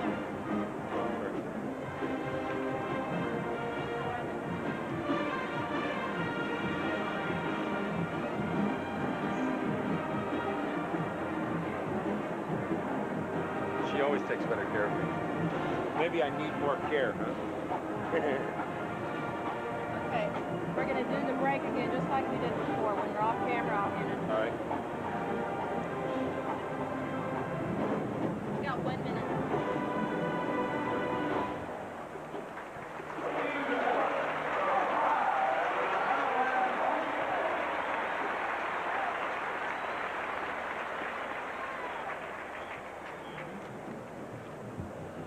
When I do this, we'll be halfway through. Okay.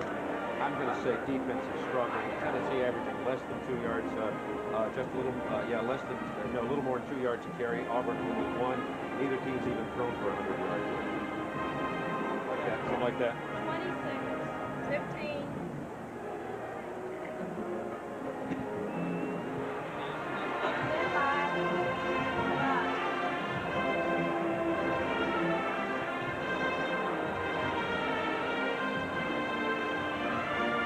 The Auburn Tigers, on the strength of 2 long field goals from freshman kicker Win Lyle, a 52 and 55-yard field goal, lead in this game by a score of 6-0.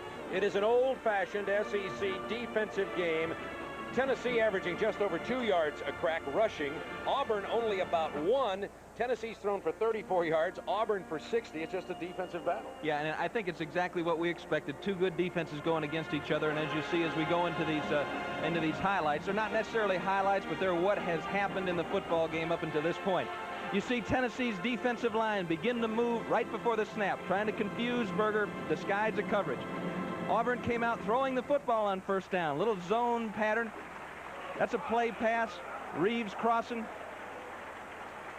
Joseph hooking at 5 yards. And that's what Berger's had to look at. He's been effective throwing the football. came back. Tennessee had 1 drive, 16 plays, and Jeff Francis made 3 consecutive first downs in passing situation. Good pressure by the defensive line of Auburn, but Francis just found a way to get past that first-yard marker. And that's been the story. It's as even as you can get. 75 total yards for Auburn, 86 for Tennessee, and it should be 6-6, but 2 missed field goals by Tennessee, and that's the story. And we said that the kicking game would play a big role here. It already has. Watch for that to also be significant in the second half. We'll be back here to Neyland Stadium in Knoxville in just a moment. You're watching SEC football on the Turner Broadcasting System.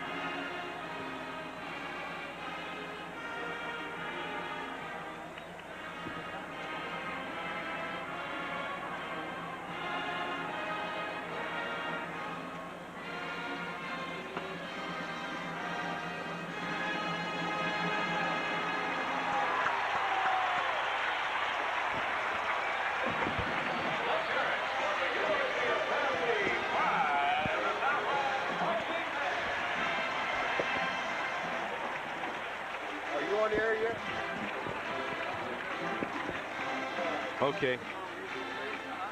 I understand you're having a drastic need to get out to the home island airport as soon as this thing is over.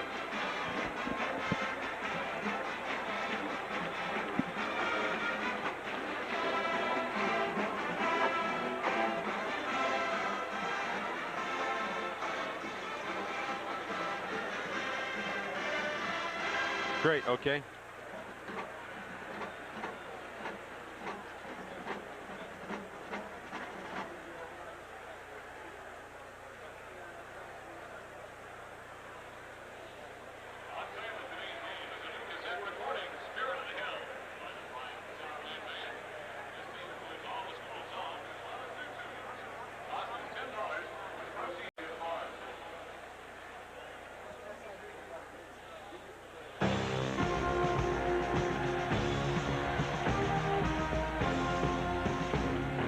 $93,500 at Neyland Stadium. A beautiful afternoon for football in Knoxville, Tennessee, on the banks of the Tennessee River. 80 degrees now as we're ready to begin the second half of play. Auburn leading 6-0 on the strength of 2 50-yard-plus field goals from freshman kicker Win Lyle. Tennessee's kicker Phil Rich, who up till today's game had been very consistent. 5 out of 7 has missed 2, a 29 and a 44-yard attempt. The Alka-Seltzer Plus first half stats. You see that Auburn's had the ball a little more than Tennessee, but everything's pretty even Steven. 1 turnover. Tennessee's Jeff Francis threw an interception, but Auburn did not capitalize on that. Auburn leads here, as we say, 6-0, and both of these teams have had their opportunities, and the field position has been kind of an interesting story. The first half possessions, it's hard to tell exactly what to say about it, Tim. First of all, Auburn's. And Auburn had 2 excellent opportunities early in the game, but Tennessee's defense answered the bugle, and they knocked them out of there. One time drove them back 22 yards, and the other time kept them off the board. And Tennessee had some opportunities also, particularly the last time. They got it at Auburn's 48, but missed the field goal. Another time, Tennessee had a big, long 17-play drive, and then the missed 29-yard field goal. Of course, I'm sure one of the things Johnny Majors told the Tennessee Volunteers at halftime is, hey, you're 1 play, a touchdown play, and an extra point conversion away from the lead, despite the fact that we've missed scoring opportunities. It's 6-0 Auburn. And Reggie Cobb will stand at the 3 to take the kickoff from Chris Knapp of the Auburn Tigers.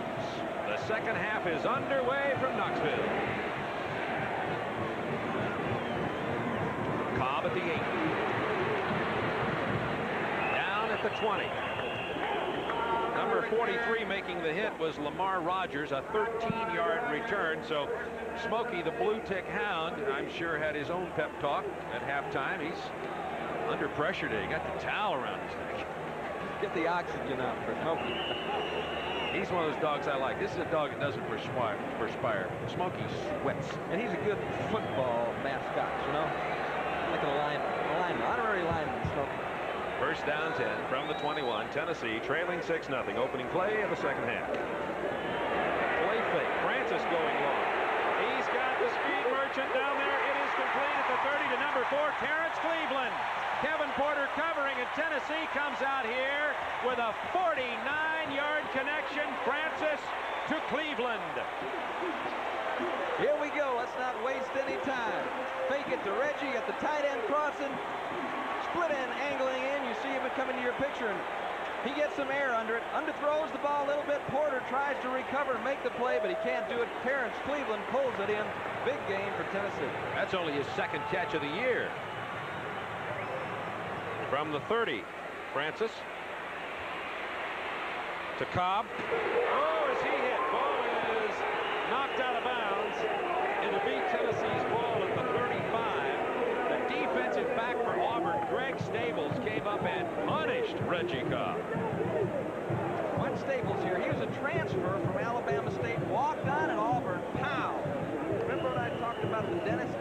That's what I meant. Those guys will really jar you. Francis wanted to throw that ball sooner, but there was a lineman out in the screen for Auburn, prevented him from doing it. Finally got the ball there. By that time, Staples had reacted up. Thomas Woods, Terrence Cleveland, Alvin Harper, 3 receivers in there for Tennessee now. They have Reggie Cobb and Charles Wilson in the backfield on second down 14 from the 34. And Jeff Francis calls a timeout. We'll be back to Neyland Stadium after this.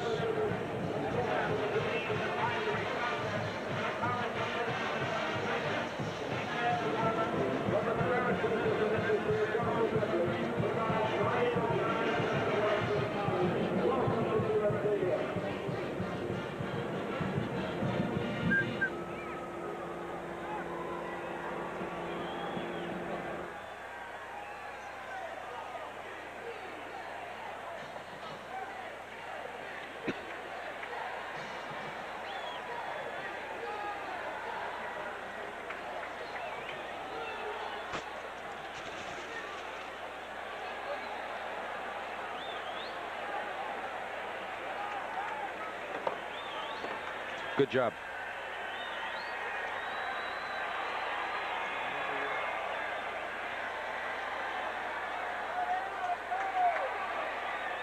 Stand by.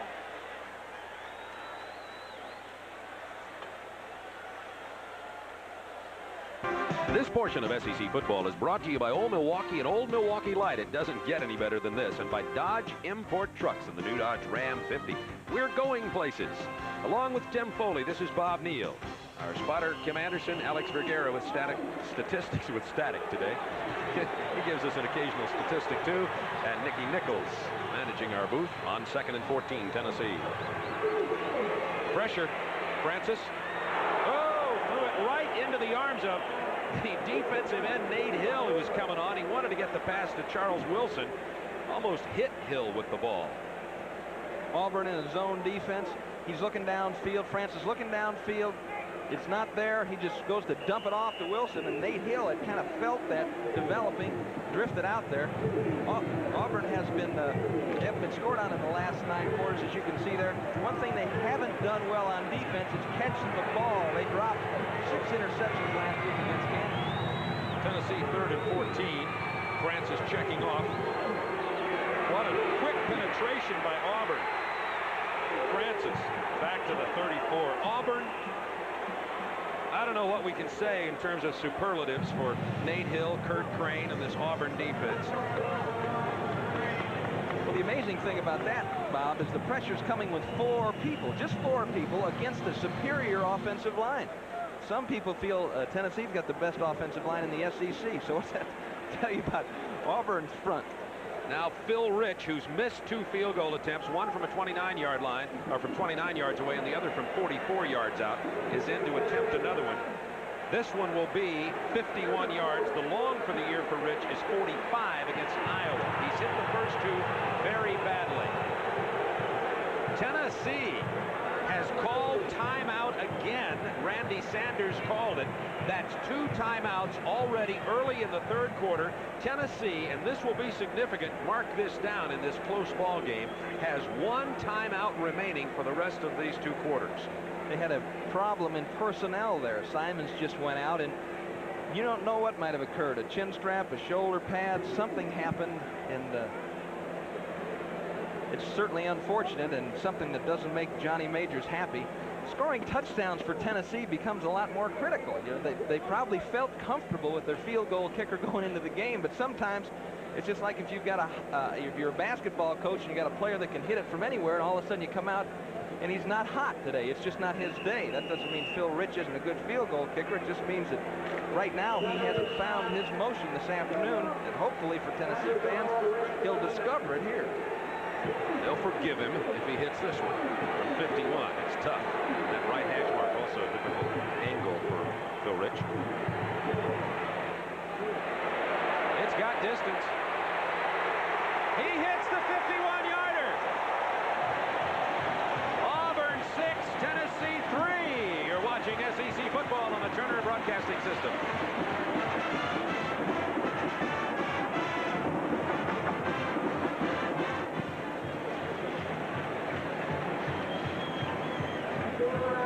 I'd like to relate that when we come back.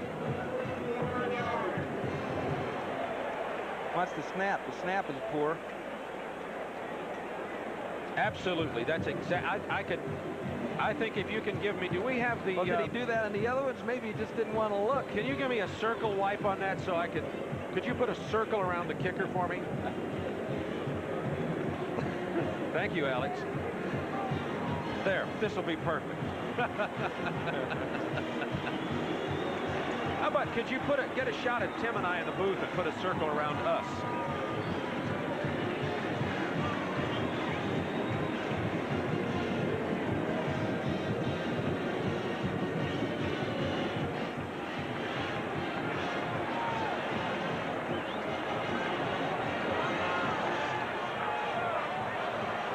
Well, the on-again, off-again life of a kicker. He's a goat in the first half. Phil Rich comes out and hits this 51-yarder, and now for the moment he's all forgiven.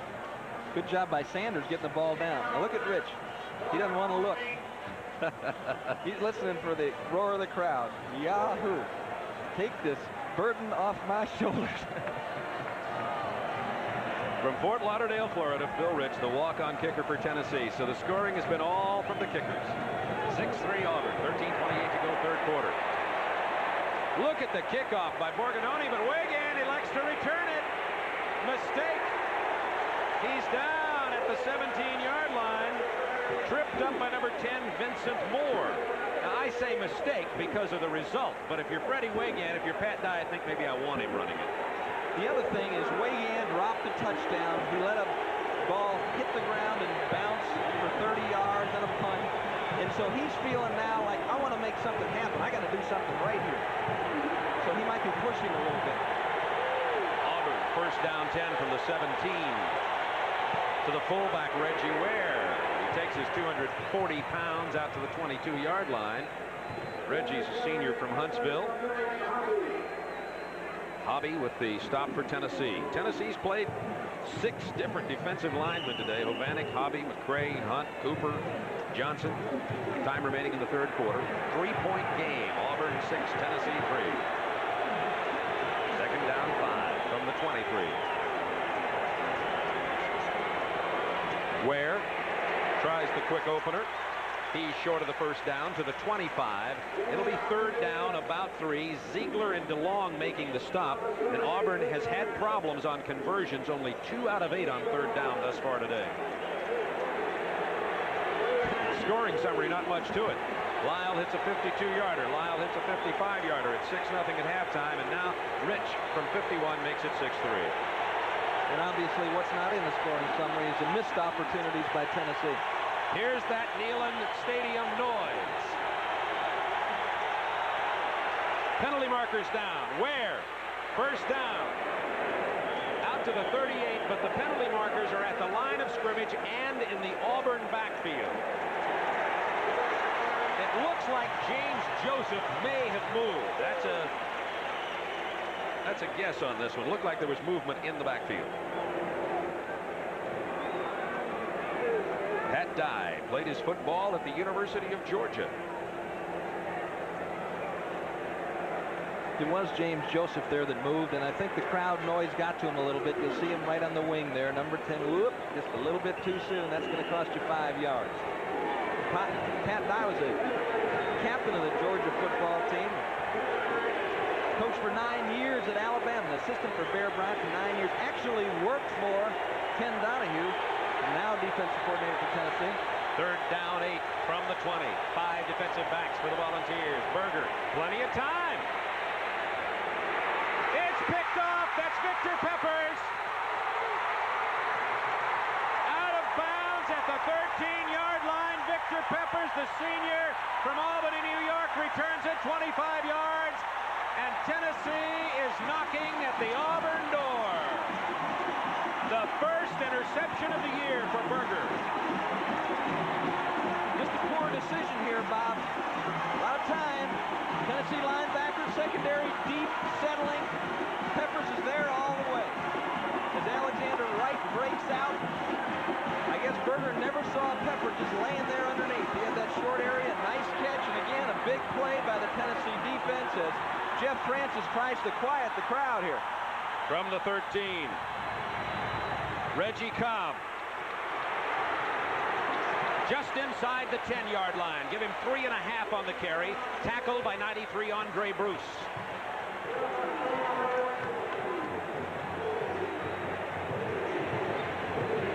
Victor Peppers. He's on the phone to Kevin Steele, the secondary coach. As a matter of fact, Kevin Steele's dad, secondary coach here at Tennessee, his dad was Larry Blakeney's coach in high school. Larry Blakeney, the offensive coordinator for Alabama. 2nd down from the 10. Reggie Cobb only a yard off right tackle Alvin Mitchell, the left outside linebacker, with the stop. So Tennessee now will have it about 3rd down 5. Tennessee needs to get it across the Auburn 3-yard line for the 1st down. 3 wide receivers in the game for Tennessee. William Howard in the backfield to help protect Francis. We've seen him try 2 things from down here, Bob. The fade to the outside receivers or an isolation to the slot. Trying to get him across. Trying to get the defender lost in the traffic. Check off by Francis. The draw to Cobb. Touchdown, Tennessee!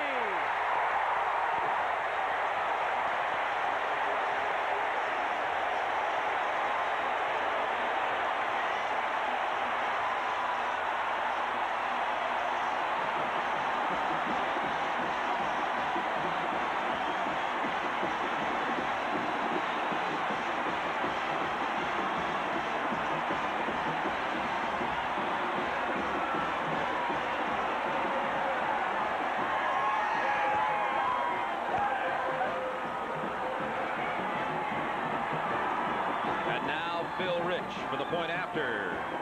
It's perfect. With 10:20 to go in the 3rd quarter, for the first time in the game, Tennessee has taken the lead 10-6.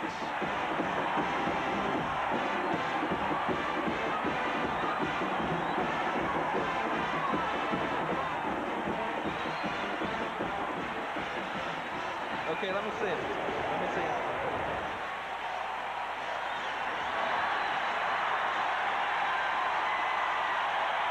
Who missed?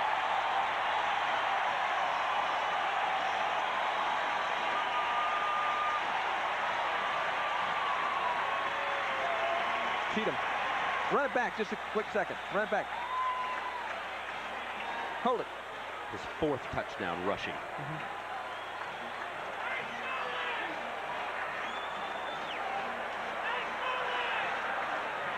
Yep.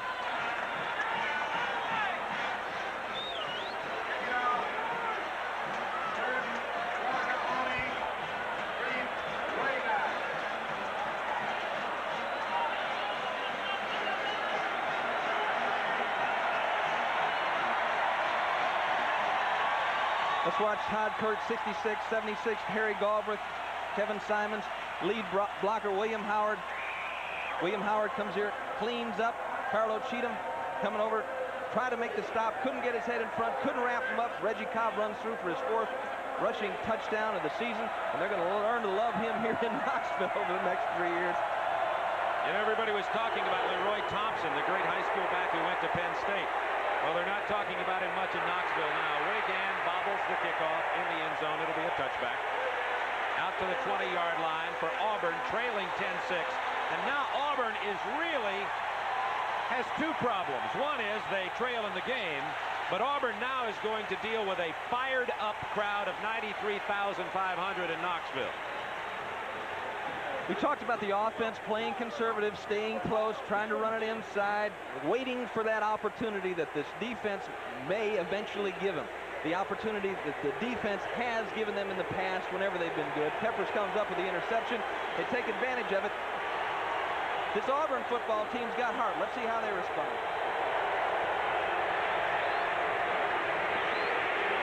The fullback to the 24-yard line. Vincent Harris, the sophomore fullback. And you noticed a moment ago the statistics about who has the most yardage. We've been talking about Auburn's awesome defense, but Tennessee has been playing tough. Watch them again. They actually gave up fewer yards in the first quarter. As you see, Ziegler and DeLong hustling to get there. They try to keep those fellas free. They keep the front 3 moving around, trying to grab offensive linemen to keep Ziegler and DeLong moving laterally. 2nd down 6 from the 23. Quick handoff to Harris. Hit in the backfield. Down he goes. It's 77. Richard Cooper with the stop for Tennessee. And Cooper beats Stacy Searles here. See it right in the center of your screen. He just stands up Stacy. Stacy's got that problem with the hand, the broken hand. He's got pins in there, and there's a lot of pain. And in frustration, he kind of jumps on Richard Cooper. But Cooper has got the potential to be a great player, trying to develop more consistency in his play.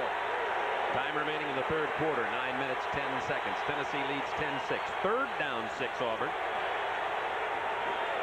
James Joseph gets the first down. Big run by James Joseph. He dives forward to the 31-yard line. Ziegler with his 6th tackle of the day for Tennessee. So Auburn keeps the drive alive. And Joseph has 47 yards on the day in 6 carries. Coming into this game, Joseph had only 42 all year in 2 games. He's gone almost the whole way. Scooby Stewart's played in there.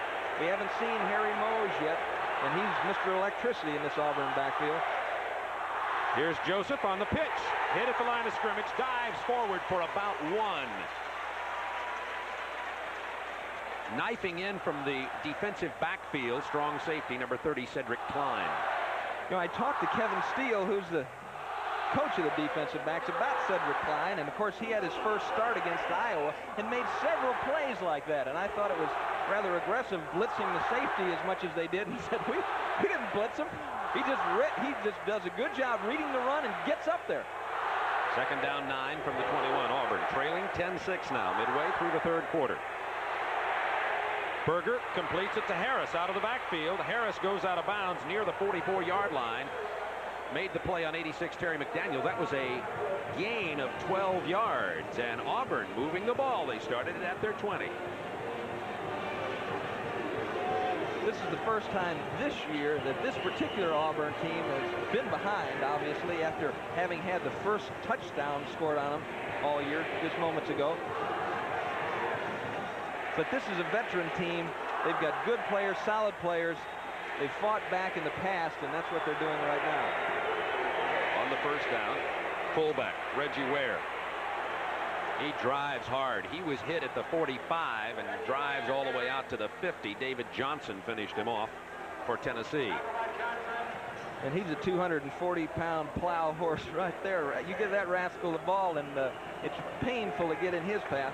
We talk about the great tailbacks in the Southeastern Conference this year, and there are a bunch of them. How about the fullbacks? Reggie Ware, Vincent Harris, Willie McGrady at the University of Florida. Tennessee's got a couple of good ones themselves in Howard and freshman Roland Poles. Some big truckloads. Harris, no, Ware to the 49, short of the first down. Reggie Ware, the senior, he's from Huntsville, Alabama.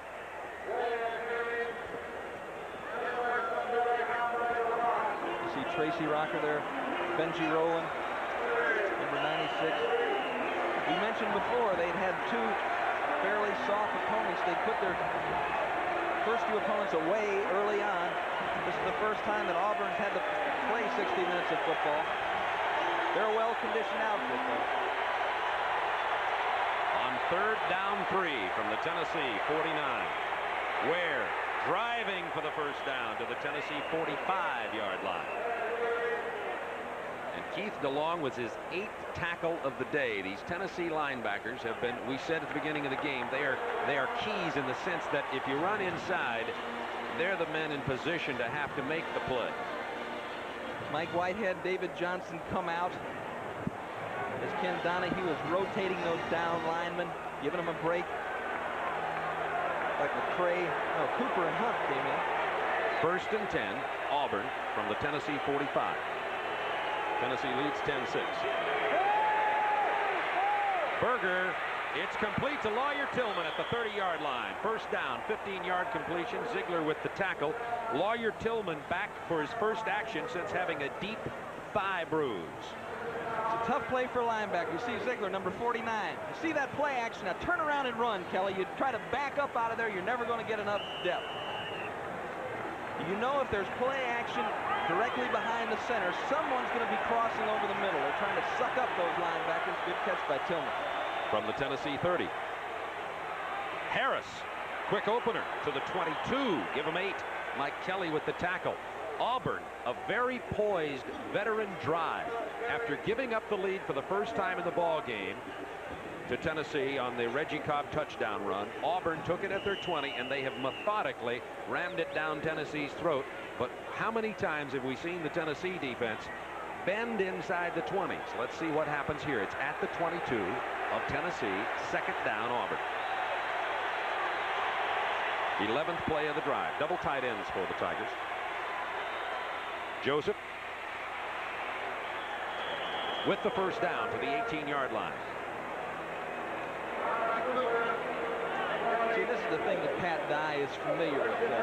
The last half of his stay at Alabama, they went to the Wishbone. He carried it to East Carolina, where he turned that program around. Went to Wyoming. They had a winning season out there. Brought it to Auburn, and he's used to this 3- and 4-yard stuff. He doesn't get in a hurry. He gets behind. He knows he's got the ability to come back. He's patient. From the 18-yard line of Tennessee, first down, Auburn. Ware near the 15-yard line.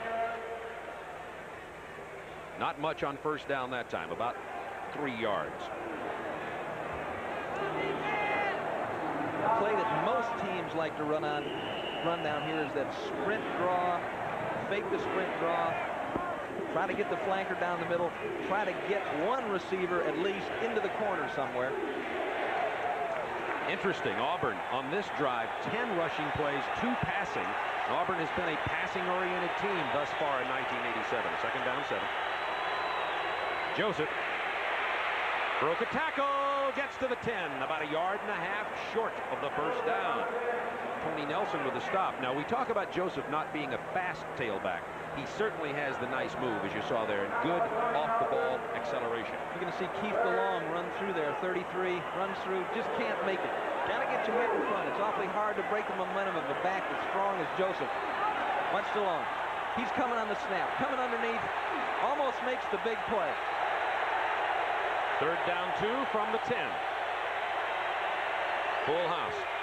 Harris scrambling close to the first down. He was hit at about the 9, but I believe Harris scrambled forward far enough to get the first down. There may be a measurement. First down, Auburn. They spot the ball just inside the 8-yard line of Tennessee. First down goal. Tennessee leading 10-6. In the first half, neither team could score a touchdown. Here in the 3rd quarter, Tennessee scored, and now Auburn knocking at the door. Weigand splits wide to the right. Double tight ends. Out of the eye, Joseph. And fullback Ware. Ware to the 6. Weigand's their best receiver down in close. He's the best receiver they have when the ball is in the air. Great body control. He made a one-handed catch against Kansas on a fade that was just a remarkable grab. He's got the athletic ability, and he's got a good understanding of the concept of pass coverage, and he's got the ability to get open down there. Working against Terry McDaniel here. Most folks know is Tennessee's #1 defensive back. Second down goal from just outside the 6. Joseph on the sweep. Has nowhere to go. Look at his second effort inside the 5. To the 4-yard line where it will be third down goal Auburn. Joseph was hit at about the 6.5.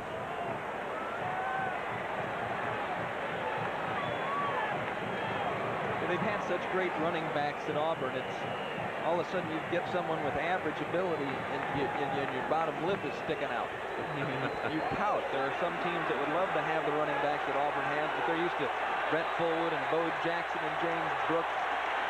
Third down goal from the 4. Tennessee defense backs to the wall. Tennessee leads 10-6.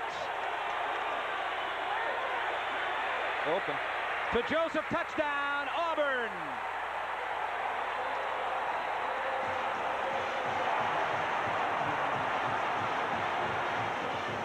That was Joseph's first touchdown reception. Defensively down here, the thing you're concerned about is somebody getting picked.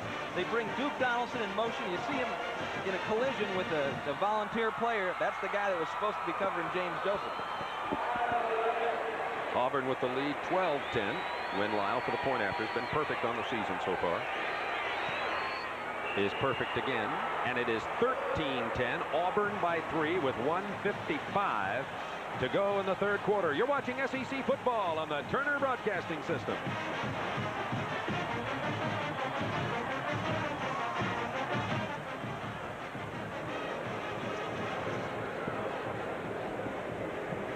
You got anything wider than that? Great drive.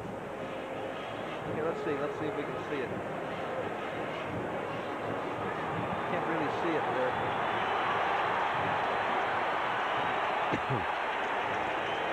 Okay, let's see if we can get it here.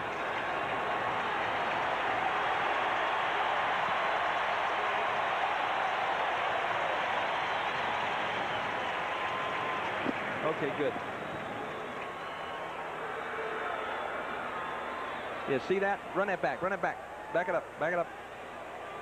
Right there. Darren Miller. See Donaldson, 29. What? Number 45, Darren Miller right there. Isn't that 45?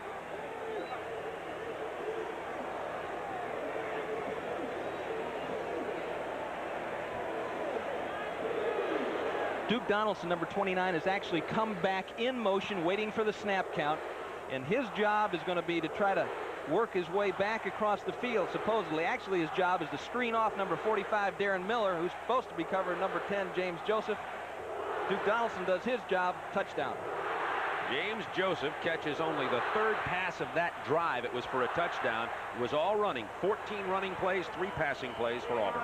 Now, if an official thinks that was deliberate, he's supposed to throw a flag. Now, that's offensive pass interference.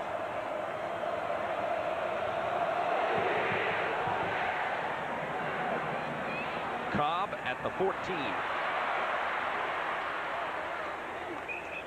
Not a bad return in heavy traffic out to about the 28-yard line. Auburn has regained the lead. They led 6-0 at halftime. Tennessee stormed back, got the touchdown, took the lead. Now Auburn with a beautiful drive. Well executed, methodical, powerful 17 plays.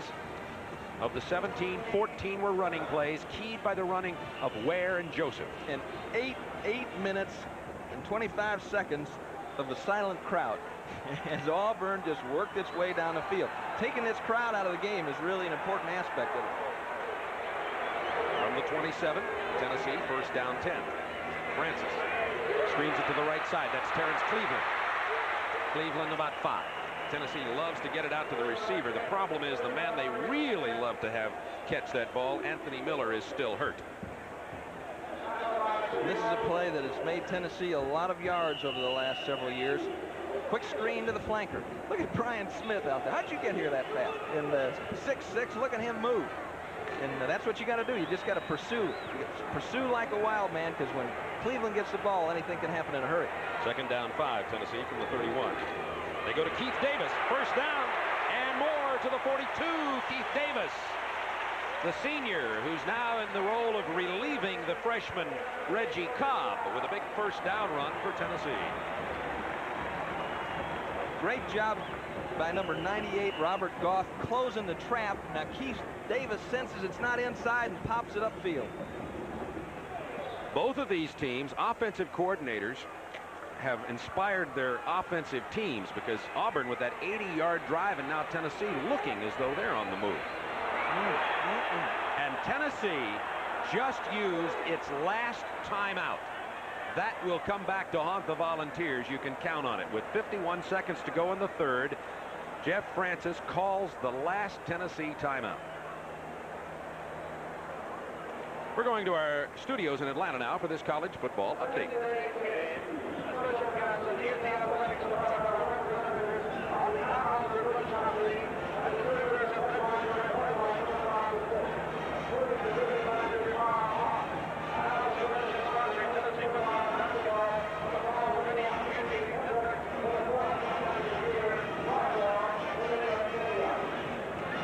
Old-fashioned college football game here in Knoxville. Auburn 13, Tennessee 10. But Tim, I don't know when I remember a game of this importance when a team has used up their timeouts this early. I'm really not sure if they're having a problem with communication with the signals, or they get to the line of scrimmage. Tennessee's called so many plays from the line of scrimmage. Not really sure what's going on with that. Whatever it is, they didn't get it worked out. Fumble, and it's recovered by Auburn. Nate Hill falls on it. Tennessee in a state of offensive confusion the last two plays after having moved the ball well. Just totally out of sync with Cobb. Never does get the ball. In that situation, Jeff ought to just wrap it up, go down, give up. Hang on to the football. Hang on to it. I guess Cobb tried to take it from him, and it ends up on the ground. Second Tennessee turnover of this ball game, a fumble and an interception. Auburn had the ball on two occasions in the first half inside Tennessee territory, didn't score on either one of those occasions. Let's see what they do here, leading 13-10. Here's the reverse. Pass. It's a flea flicker. It's Donaldson. Incomplete, almost picked off by Tennessee at the 7-yard line. It was Terry McDaniel who read it well and came up to get it. Donaldson with the fake reverse and then the pass. Tillman heading down the middle of the field, now back out toward the sideline. It wasn't there, and when it's not there right away, the best thing to do is tuck it down now and see how much ground you could make. Way to get up McDaniel. Here's Tillman, cuts down to the inside, trying to play possum, but McDaniel's a sharp player, and he smelled it and is in great position here. I mean, he's 50 yards down the field. Old Duke's got to have quite an arm to get it down that far. Second down 10, Auburn from the Tennessee 40. Here comes Vincent Harris. Look at the nice blocking. About 7 yards for Harris. Klein with the stop. You know, the maligned Auburn offensive line has represented itself well, particularly here in the second half. Now third down, short yardage for Auburn. Big third down defensive stand coming up for the Volunteers. That's the time remaining, 15 and 14 seconds in the third quarter. Tennessee trailing Auburn 13-10. There's going to be no further play in the third quarter. We'll take a timeout and go to the final 15 minutes. Stay with us from Knoxville. You're watching SEC football on the Turner Broadcasting System.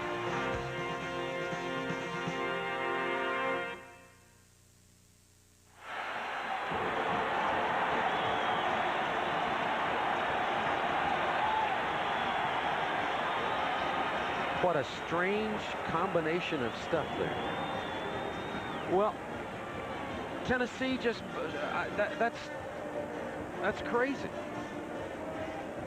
I mean, they had no idea what they were doing on that play. Okay.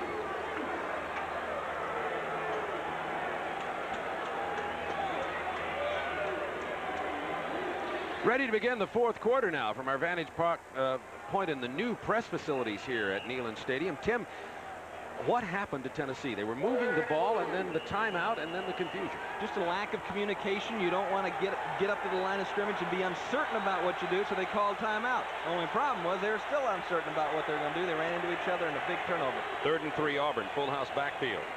The give to Ware. He doesn't get it. Tennessee comes up with a big defensive play. It was 82 Charles Kimbrough who made the stop. Let's watch Kimbrough coming from his linebacker position, filling in there. Good job by the down lineman. Up back. Curtis Stewart missed the block. Kimbrough nailed fullback. And Auburn with a 4th down and nearly 2 decides they can get it. James Joseph, Reggie Ware, and double tight ends. Stewart gets the first down. Stewart was the 3rd back. He gets inside the 30 to the 29. You get Joseph and Ware, the 2 tight ends, blocking in that good offensive line, and this is what happens. Good job of running here by Stewart. Kelly Ziegler makes contact in the backfield. Normally he's going to make that stop, but Stewart runs right through it. Again, we've talked about these. Watch Kelly Ziegler here. He got his head in front, good position. Now wrap him up. Says Scooby-Doo. You said you like the way Stewart runs after contact. There it is. On the 1st down 10. Ware tripped up at the line of scrimmage, gets about 3. Auburn leads 13 to 10. And now they have the ball in this good field position thanks to the exchange problems between Jeff Francis and Reggie Cobb when Tennessee ran into some offensive confusion. There was a fumble. Auburn fell on the ball, and now they've driven it to the Tennessee 27-yard line, where it is 2nd down 7.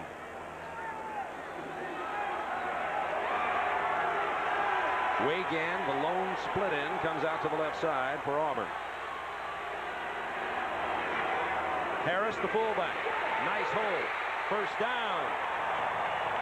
Inside the 18-yard line goes Vincent Harris. McDaniel chased him out. A nice hole for Harris as he swept out wide to the right side. Walter Reeves, number 86.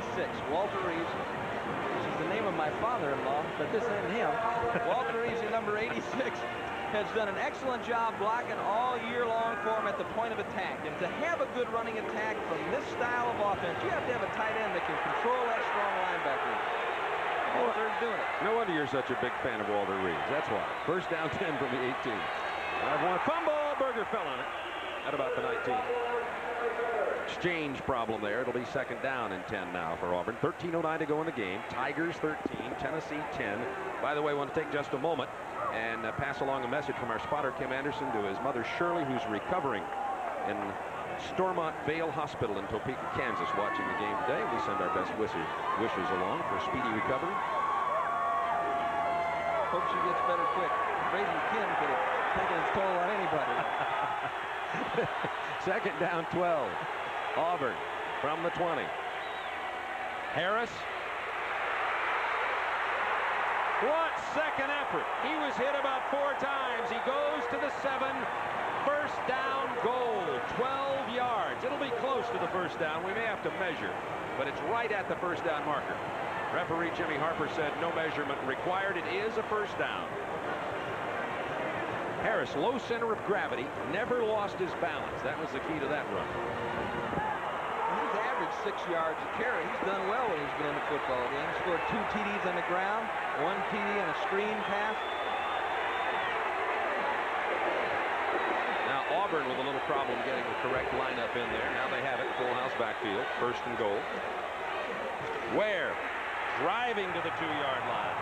Auburn muscling Tennessee on the last 2 drives. The 80-yard touchdown drive, and now the shorter drive because of the Tennessee fumble. But Auburn just beating them head up right there in the line of scrimmage. Anybody got a question about whether Auburn can go 60 minutes? They're answering that right now. It'll be 2nd down goal from the 2 Auburn. They lead 13-10. 11:40 to go in the game. Ware. Touchdown, Auburn! Reggie Ware with his 4th rushing touchdown of the year. He's been a short yardage touchdown kind of guy for Auburn all along, even in the Fullwood and Bo Jackson years. Watch this offensive line get moving. Boom. John Hudson doing a good job. Rodney Garner, Cyril's over on that side. And then Ware does the rest himself. Win Lyle. Point after. It's perfect with 11:33 to go in the ball game. Auburn has now taken a 20-10 lead over Tennessee.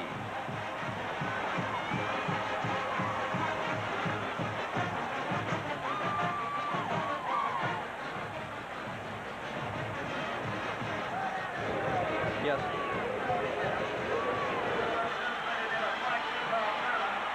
No question about it.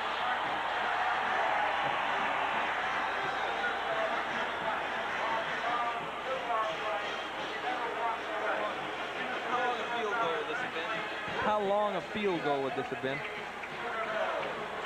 And that would have made it 16 to 10. Where was the line of scrimmage? Yeah.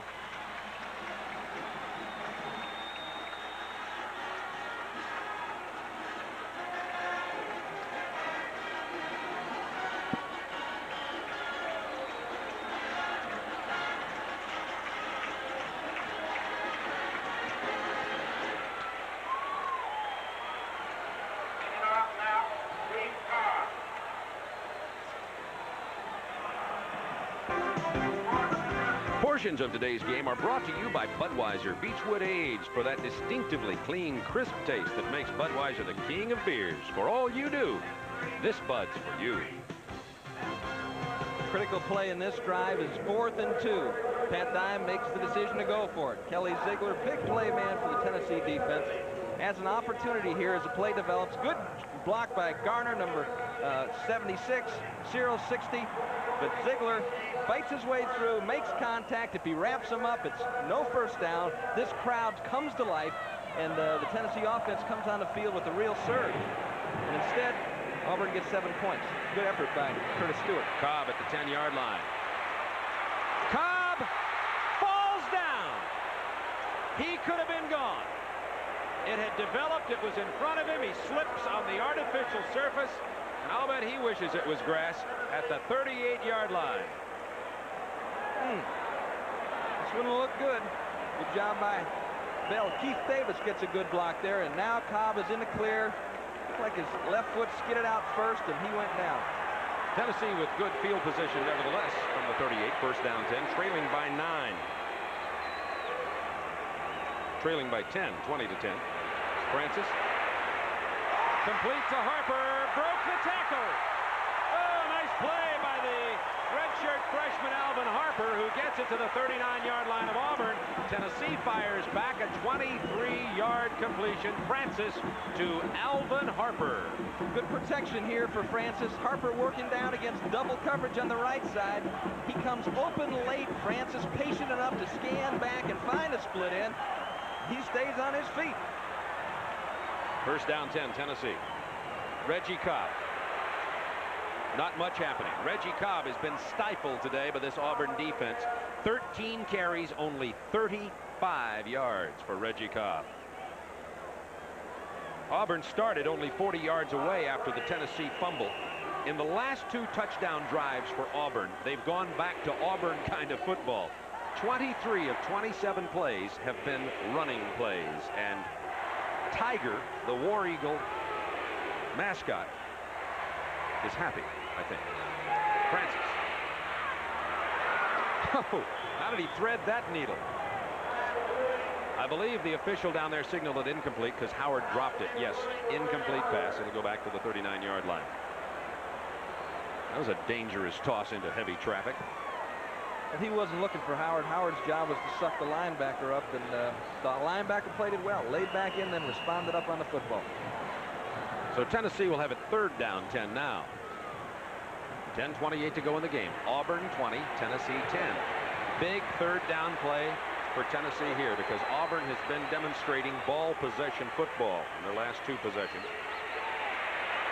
Francis. Complete to Harper. to the 18-yard line. Cheatham with the stop. First down, Volunteers on a very big third down reception by Alvin Harper, number 81. Let's watch Alvin Harper here as he works against the Auburn secondary. His zone defense finds the open area. You see Edwards Phillips sucked up on that little back that had done a turn at 5 yards and thereby opened up that area behind him. Those linebackers, especially in this time of the game, have to get depth. Get out of there. First down 10 from the 18. Cobb falls down again. Reggie Cobb facing adversity for the first time in his young career, struggling here in the fourth quarter. Makes you wonder. Now, of course, Johnny Majors believes in this young man, but Tennessee's got Keith Davis, the senior, back there. And Tennessee also has a fellow named William Howard who can play out of the tailback position. So if Johnny Majors gets the feeling that maybe he needs somebody else to carry the ball, you can bet he'll make that decision. Second down 10, Tennessee. He's going to Cobb again. Johnny Majors has the feeling that Cobb can get it done. A big run for number 34 to the 6-yard line. A 13-yard ramble. That time Auburn is bringing the quarterback. You can't see him come from the left side of your screen. Good job of blocking by number 67, Kevin Simons. Charles Wilson doing an excellent job. And Reggie Cobb does the rest. They spot it closer to the 5. First and goal from the 5, Tennessee. Francis with the audible. Handoff Wilson. It would have been a touchdown, but Tennessee jumped offside. Once again, Tennessee with offensive communication troubles here today. That'll cost them. And remember, Tennessee is totally out of timeouts. They used all 3 of them in the third quarter. Illegal procedure, Tennessee. Offensive line just jumped. Looked like Galbraith just getting a jump on the ball, not actually offside, just beat the ball a little bit. An offensive lineman has got to look in when they get down in that closed area because it's hard to hear the quarterback if you're the center. But if you're a guard, get a glimpse of the ball. Get a glimpse of the ball and you see it go. Reggie Cobb comes out of there. Tennessee goes with the extra receiver. Wilson, the lone setback. In motion, T.D. Woods. Francis. Can he find anybody? Tucks it to run. Gets nowhere. Back to the 8, maybe 3. What great coverage by the Auburn secondary of Briggs, Cheatham, Staples, Porter, and the linebackers.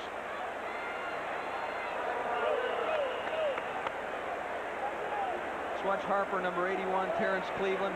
He tried to split it up the middle. It looked like Cleveland was open, but he wasn't there. He couldn't get it in. Now, Auburn drift, keeping communications big. Got to turn around, Briggs, and look behind you there because that's how these guys slip away for 6 points. Second down goal from the 7 for Tennessee. The pitch to Cobb. Nothing happening. Cobb down hard at the 8, as did Francis. Went down real hard too on the pitch. Tracy Rocker took him to the turf. So now it will be third down and goal from the 7-yard line. That's Andre Bruce shaken up on the play. You're watching SEC football on the Turner Broadcasting System.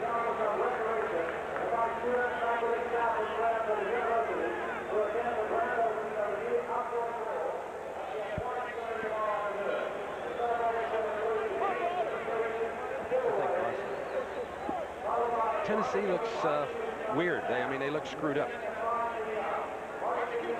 I don't know what's they don't look like they can score from here. I mean, I'm sure they can, but they don't look like it. Well, they can't. Okay. Is that a bet? Now, if they don't score, all right, I got it. If they don't score on this play, they're going to kick the field goal. Yeah. And then they go back into the play for touchdown. Sure. Now, last time they were in this situation, they ran the draw.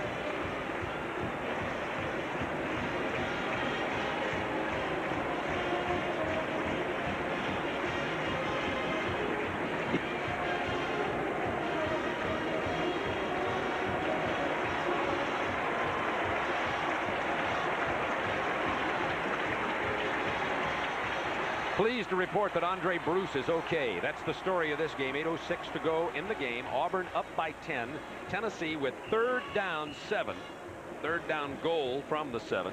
Andre Bruce is out of there for this play. That could be significant. He's such a great player. Tennessee 6 out of 12 on 3rd down conversions. They have Terrence Cleveland, T.D. Woods split wide to the left, Harper to the right, Cobb back in there behind William Howard. Lofts it to the big leaper. Bad pass. Plus there were 3 Auburn players. Everybody in the stands knew that was going to happen.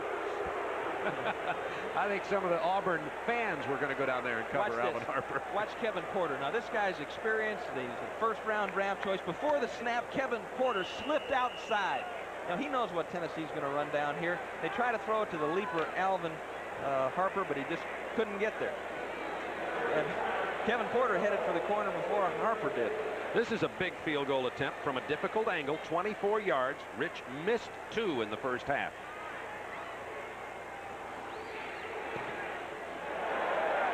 It's good.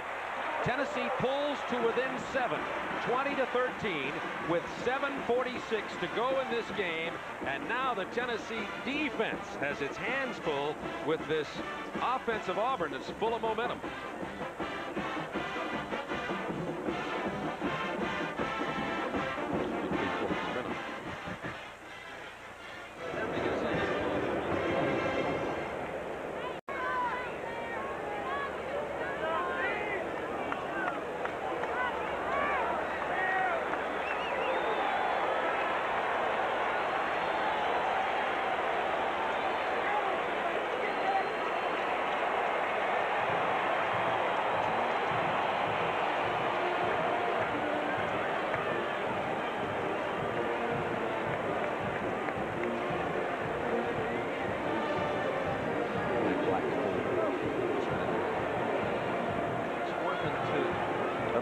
Let me see it back.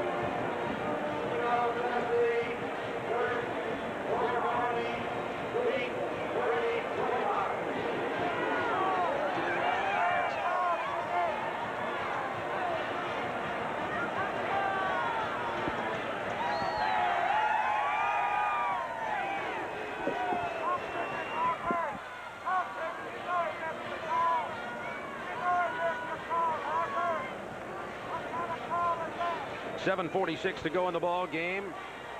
Tennessee pulls to within 7 on the 24-yard field goal by Phil Rich. Borgonone kicks it to Weigand at the 2. He's dangerous. He's hauled down on a great play by number 10 for Tennessee, Vincent Moore, the freshman from Memphis. The volunteer defense now in a good position. Great play by Vincent Moore, and Freddie Weigand's having one of those days. Said, Mama, teach me to forget today. Down on the 2-yard line. Just a big play by the Tennessee coverage. They're down, they're firing up, they're displaying the character that they have here in terms of this Tennessee football program.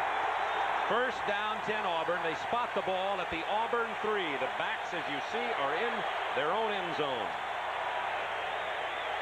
Ware at the 5.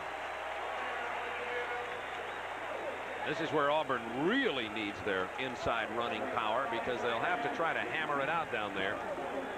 Berger threw an interception earlier that turned into a Tennessee touchdown when Auburn was in its own territory, and Pat Dye is probably not likely to go to the pass right here. I bet he's checking with Pat Sullivan. I know. What do you got on? You're not throwing that, are you? Let me tell you what you don't got on. Second down, 8, Auburn. Here's Harris, the fullback. Only a couple. They drive him out of bounds at the 9-yard line. The Budweiser scoreboard now. Georgia in a close one with South Carolina. 10-6 Bulldogs in front at the 3rd. Michigan State and Florida State in a close one at halftime up in East Lansing. Clemson laying it on Georgia Tech. Clemson a powerhouse. Texas A&M over Southern Miss. That's a first quarter score. Michigan no problem with Long Beach State. Who would have Long Beach State? Yes. Pittsburgh Come on. out in front. Syracuse trailing Virginia Tech, and Baylor out in front of Texas Tech. How about Purdue? Maybe they don't want to tell you. On a 3rd down, here's Harris. He is stopped at the 7 or 8 yard line by Keith DeLong, who just made his 10th tackle of the day for the Volunteers. So Tennessee, with 6:46 to go, trailing by 7, is going to get the ball back. Let's watch Keith here running through. He's blitzing from the snap, taking the outside gap. Great penetration, makes the stop. Also good contained by Darren Miller, who again playing another one of his consistently superb football games. Schulman from his own end zone. He hits another beauty. Andre Kramer is going to go back to his 42. Nice move, but he gets nothing. I think they'll say his forward progress took him out near the 44. You're watching SEC football on the Turner Broadcasting System.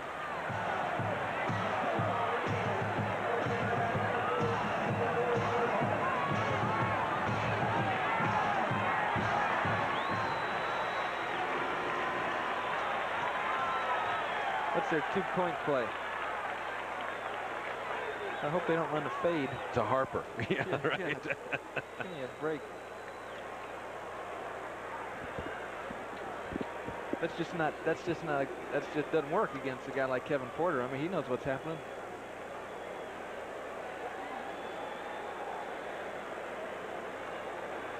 Okay, what do we got to talk about here? Tennessee's, I think one thing is Tennessee's had communication problems.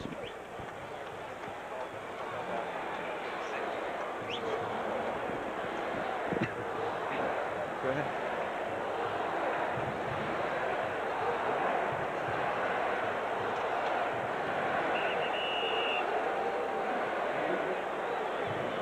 Well, this is the kind of ball game we expected. A great defensive struggle. It's 20-13, 6:12 to go in the game. Tennessee trailing. Auburn with a great defensive team, and Tennessee trying to get back in here.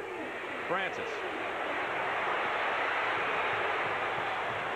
He's going to lose about 1 after he struggles forward again. Alvin Mitchell with the play. And you cannot say enough about the defensive backfield of Auburn and these linebackers who are covering a less than bumper crop of Tennessee receivers. You know, Tennessee has become known almost as wide receiver university, but not this year with the loss to injury of Anthony Miller.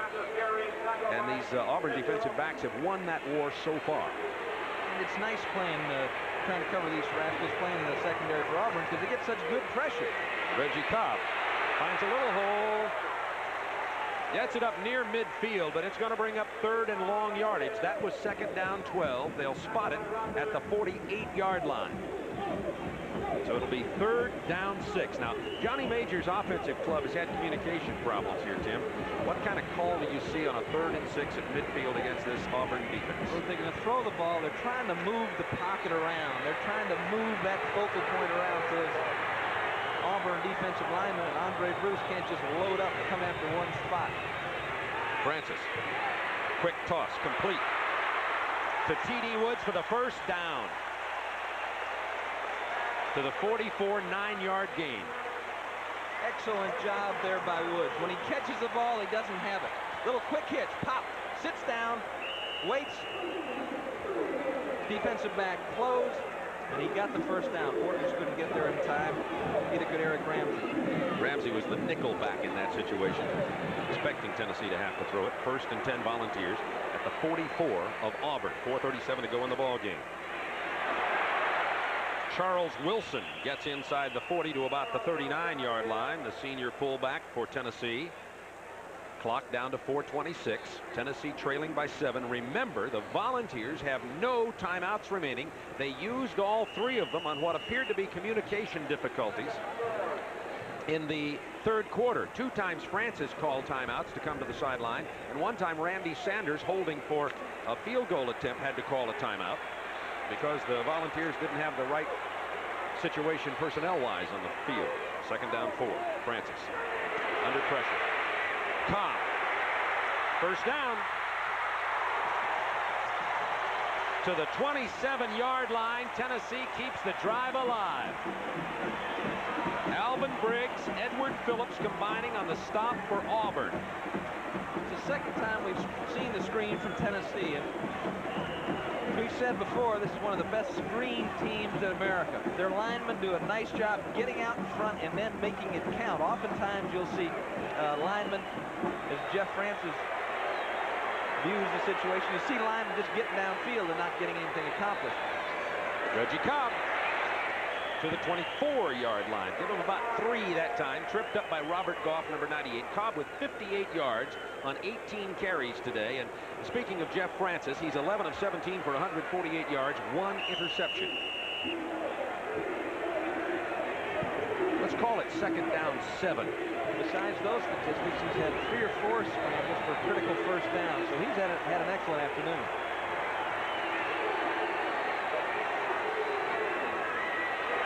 Play fakes to Cobb under pressure. It's complete to the fullback, who dives forward close to the first down marker. It'll depend on where they spot the ball when his knee went down, and from the preliminary indication, it's going to be inches short of the first down. The ball needs to cross the 17-yard line to be a first down. That's on the opposite side of the field from where the ball is, and you see the 3rd down marker. That's accurately where the ball is spotted. So here it is, 3rd down, less than a yard. Volunteers trailing by 7, 2:55 to go in the game. Howard driving for the first down. William Howard. He's the 240-pound Tennessee fullback. He ran behind a good middle interior Tennessee offensive line surge. Somebody slow to get up down there for Tennessee. Harry Galbraith, possibly? No, it's John Bruin. The right guard for Tennessee, a critical player here, the senior, 285 pounds. You get down here, you gotta have a player like John Bruin. Todd Kirk and Harry Galbraith, who's an All-American, team with John Bruin, probably to create the best 3 interior set in the SEC. 2:51 to go in the ball game.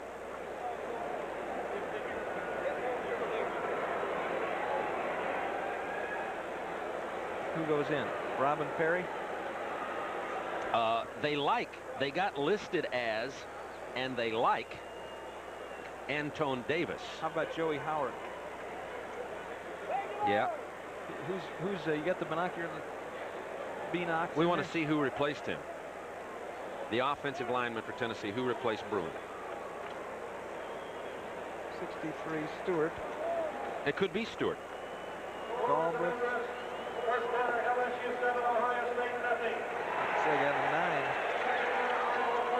9. It is Howard. 68 Joey Howard. Is he in there? No, Still is in there. Stewart's in there. How do you see out of these? Stand by.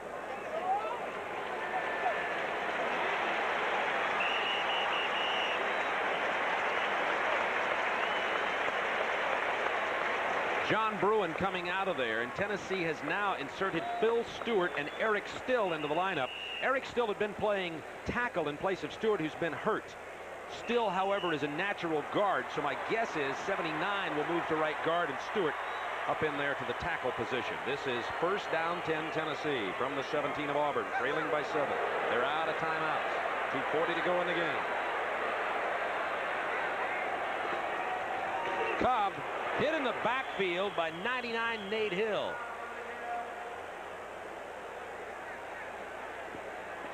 You talk about a guy that turns the corner in a hurry on defense. Andre Bruce gets off the line. He just poised up there like a cat and just explodes across, is able to turn it down right away. I think that's why they like the quick screen on that side. He's just so quick, sometimes he'll take himself out of the play. Second down 9 Tennessee, the ball at the 15. In motion, Cobb. Francis. Incomplete. Tried to get it into the end zone to tight end Nate Middlebrooks. Probably should have had it, but he took a hard shot from 35 Carlo Cheatham. Oh, that was a close one.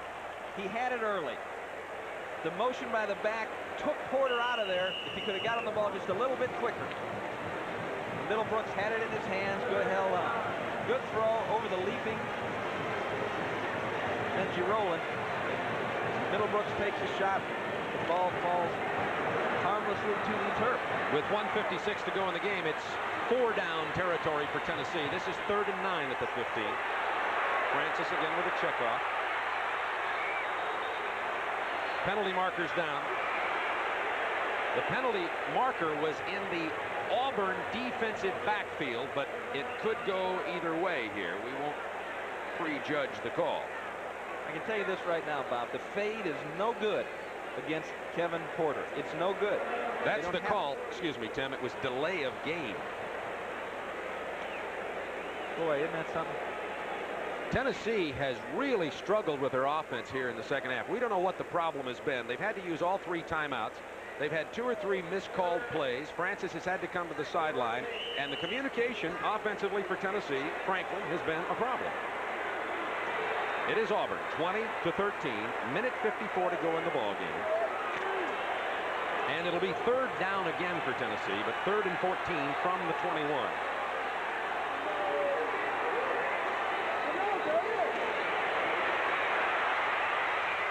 Complete to Wilson. Wilson is close to the 1st down. The spot is critical here. You have to cross the 6 for the 1st down.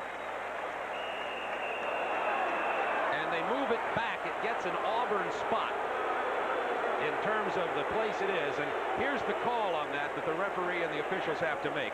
It's where the ball is at the point the runner first touches the ground with any part of his body other than his hands. They'll stretch it out and see. I think it's going to be short of the 1st down. You see about half the length of the football. So it's 4th down and 6 inches for the Volunteers. A minute 44 to go in the ball game. Tennessee out of timeouts and trailing by 7. Okay, question here. Do you roll the dice here? Do you roll the dice here? Do you play pass them? You know, Auburn has got to be thinking about just firing everybody up inside. Tennessee has had trouble down here moving the football. What a gamble that would be. Howard and Cobb in the backfield, double tight ends for Tennessee. Cobb is going to sweep. Cobb, touchdown, Tennessee!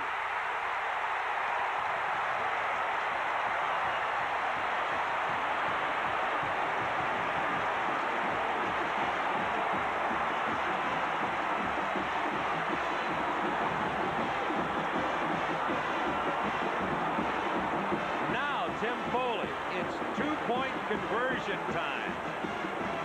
Let's take a look at it. You know, this is dangerous. You throw the ball back. William Howard out in front. Look at Galbraith. Galbraith did a fantastic job of walling off the Auburn defensive lineman, and the scene was created. Unbelievable. Well, not unbelievable. Tennessee, Johnny Majors electing to go for 1 and tie it. Rich for the point after.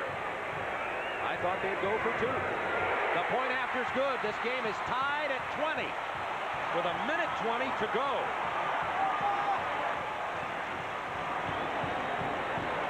Johnny Majors probably figuring that in this particular instance, if you can come out without a loss, you're in great shape going down a stretch in the SEC race. It'd have to be considered a Tennessee upset to tie Auburn. Knowing Johnny Majors and the gambles we've seen him play, I really thought he would go for 2. But he goes for 1 and gets the 20-20 tie with a minute 20 to go in the ball game. Let's watch this touchdown again. The toss here. Edward Phillips gets caught up in the mess inside. Kurt Crane gets walled off. Nobody is there in the secondary level of defense, and Kyle takes it right on through. Let's watch it again. 76, Harry Galbraith. Look at him switch out there. Picks off Crane. Howard walls it off to the inside. That's how you draw it up. We talked about Tennessee's defensive communication problems. That was, as you said, a clinic on how to run an offensive play against what some people consider the nation's best defensive football team, Auburn. Wagan, a very dangerous threat, is back. He's had a rough day. Let's see what Tennessee does here. Auburn is set for an onside kick. Dirk Borgononi is the Tennessee kicker from the 35. going to hammer it way over the head of Weigand and into the end zone for the touchback. So 1:20 remaining in the ball game. Tennessee out of timeouts. Auburn has all 3 of their timeouts. It's tied at 20. Tim, you and I said we thought we'd see a close game. Well, this has been a real treat for everybody here and that's watched the football game. Two great teams going after each other. The benefit that Pat Dye has this year, as opposed to in the past, he can get back in the air. And it's going to be interesting to see if Donahue goes after him with pressure or whether he tries to defend, because Auburn's got a kicker that can kick it a long way, as he's displayed today. Berger, 12 of 18 so far today. Incomplete. He tried to get Duke Donaldson. Cedric Klein was covering. Second down, 10 Auburn. That used only 5 seconds.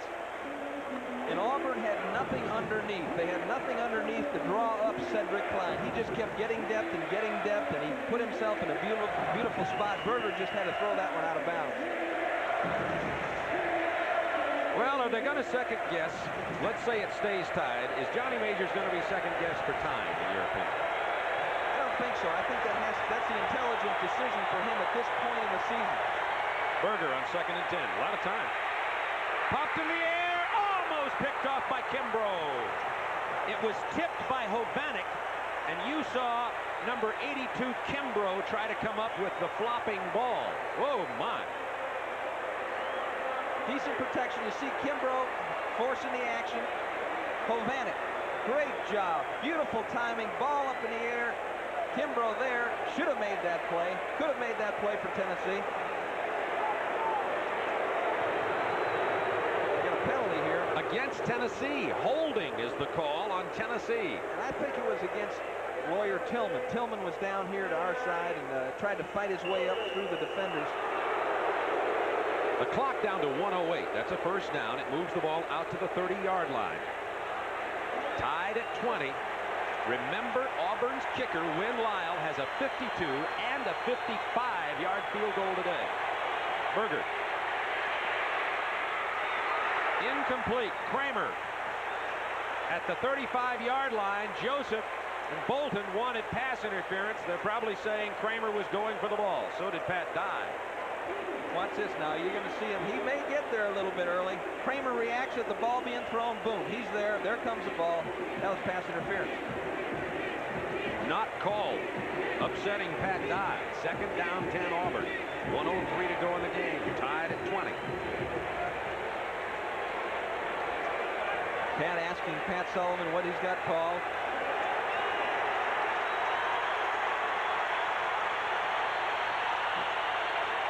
Auburn having some problems with personnel. They didn't know who was out there. They couldn't decide who to get on and who to get off the field. And Auburn decides to call timeout. Not significant in terms of losing timeouts because they had 3 remaining. Coaches on the sideline were signaling timeout. Duke Donaldson trying to get somebody's attention. Hey, fellas. Hey, you know what this means? Tell them, Duke. 20-20. Auburn and Tennessee with 1:03 to go. Auburn now down to 2 timeouts remaining. Play resumes. It will be second down 10 from the Auburn 30-yard line. What a ball game. Exactly what we expected. The kicking game has played a big role. The defense has played a big role. And turnovers have played a big role. And that's what I think most people who've studied these two teams thought this game would come down to. And since all of those areas have balanced themselves in one sense, we have the 20-20 tie. And again, both of these teams at times could have gone down the chute. They could have folded. But Auburn got behind for the first time. They've been behind all year.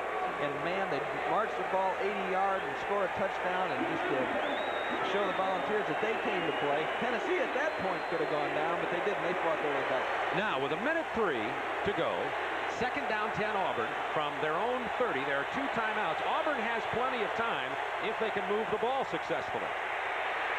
Berger. Incomplete down at the 45-yard line. Intended for Duke Donaldson. Hovanek applied some good pressure on Berger that time. 59 came in on Jeff Berger. possibly forcing him to throw the ball just a little bit. And that's the pattern that won Vinny Testaverde the Heisman Trophy. They're running out the cornerback. They're running out the cornerback. They're bringing the slot in the flat. But a good job of coverage. There just was no place to put that ball for Berger. Hovanek was coming like a steam engine, and Berger never even considered it. 57 seconds remaining in the game. 3rd and 10, Auburn. Berger calls timeout. Well, there's a couple of things that could be going on here, Bob. Defensively, you make substitutions often based on the personnel in the game offensively. So if you see 3 receivers in the game, you're going to send in 5 defensive backs.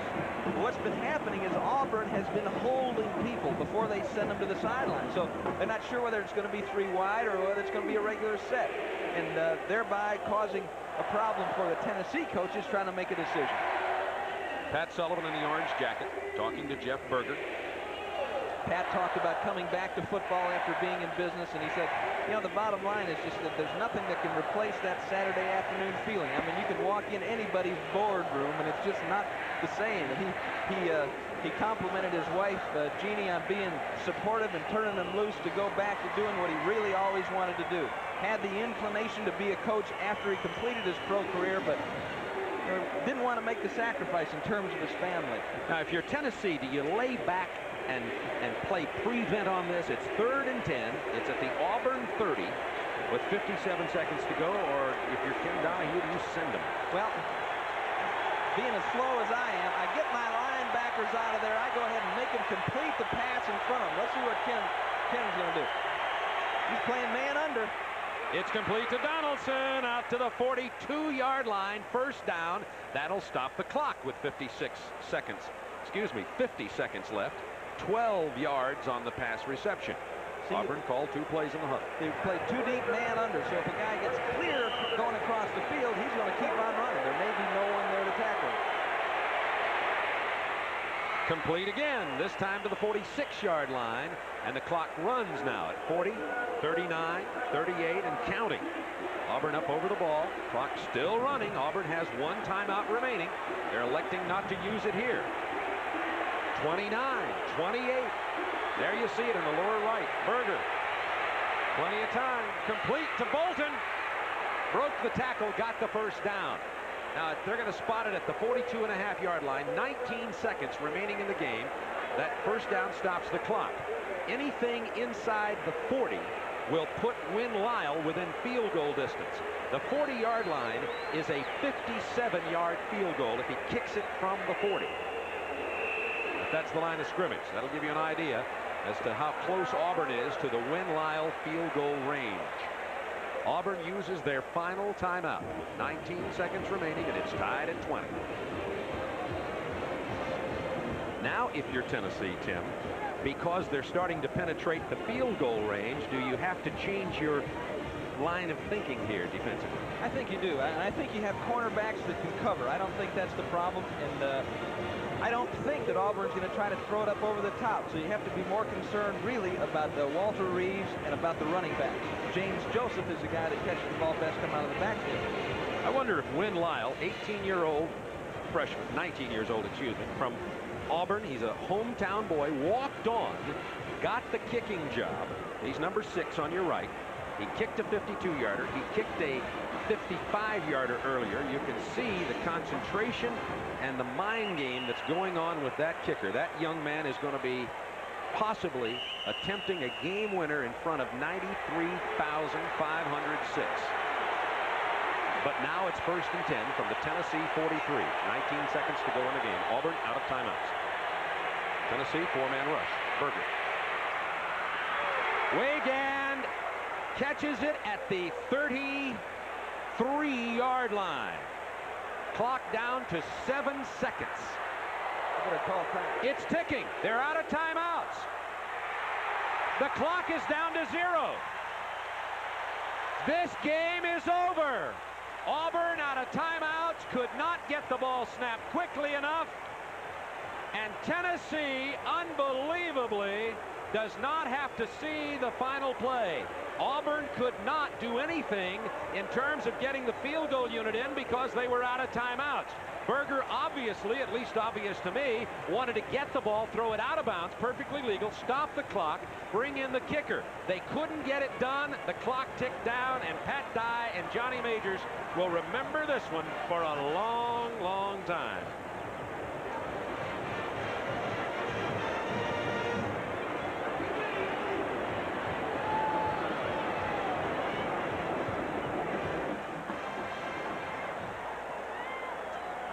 Even if you got a penalty, who cares? You know what I mean? Yeah. I mean, you care, but they did not. I bet they didn't know. Well, they didn't call timeout. They didn't try to call timeout. Holy! No, they didn't. I thought they had a timeout left. No, they used it on that last play down there. Well, all these people. You notice these people just kind of sitting here? Yeah. Because it's a tie. They're going to say Major should have gone for it. I'll bet $1. I mean, had he missed it, they'd have hung him. But. Right. See, he got to feel like this. He can get through the conference undefeated this fashion. You know, Bob, he can go through the conference undefeated. One loss for anybody else, and they're the champs. When we come back on, you need to say that because that is the ticket. Yeah. What surprised me was that nobody really seemed sure what to do. No. I mean, there was no hustling back, no sense of urgency, no drop the ball, get up and go.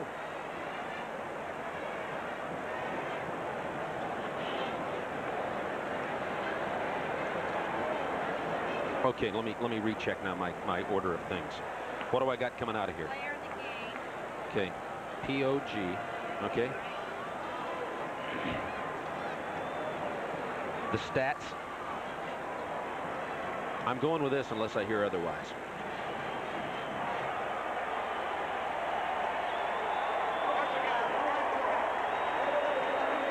Kurt Crane.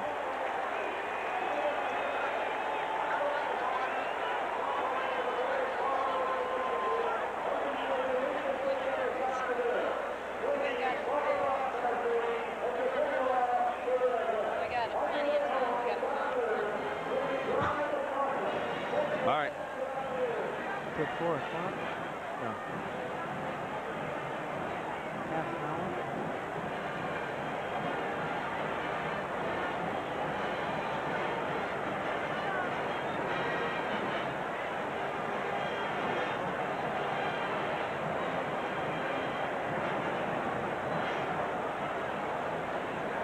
Yeah, I think we should.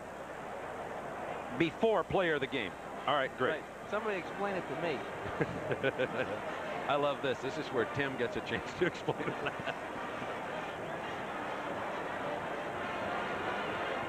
Tim, let's replay the end of the ball game. Auburn has it down there at the 33-yard line, definitely within Win Lyle's field goal range. 7 seconds left. They're out of timeouts. And Auburn, without a sense, at least an appearance of urgency, walks up to the ball with no timeouts. They don't get the snap off. It goes down to 0-0. What happened? Well, what happened was there was no sense of urgency to get back up on the ball. They had something going there. They moved the ball down into field position, trying to inch out a few more yards for the young field goal kicker. But, man, once that ball touches the ground, now everybody's got to hop up, get back, let's go, line it up, and get the ball off, stop the clock. They're in a position to win the football game at the end of there, and they let it slip away from them. Now, I think a very important thing to bring up here is there's a 20-20 tie. Johnny Majors went for 1 instead of 2 to get the 20-20 tie. You have an interesting thought about that, and it particularly has to do with the conference championship, national rankings, and the Tennessee-Auburn schedule differences. Exactly. I think your ego can get away from you if you let it. And I think Majors kept his ego under control in this particular instance because he feels like this. If I can come through this game without a loss, then I got a chance to go through the SEC schedule undefeated.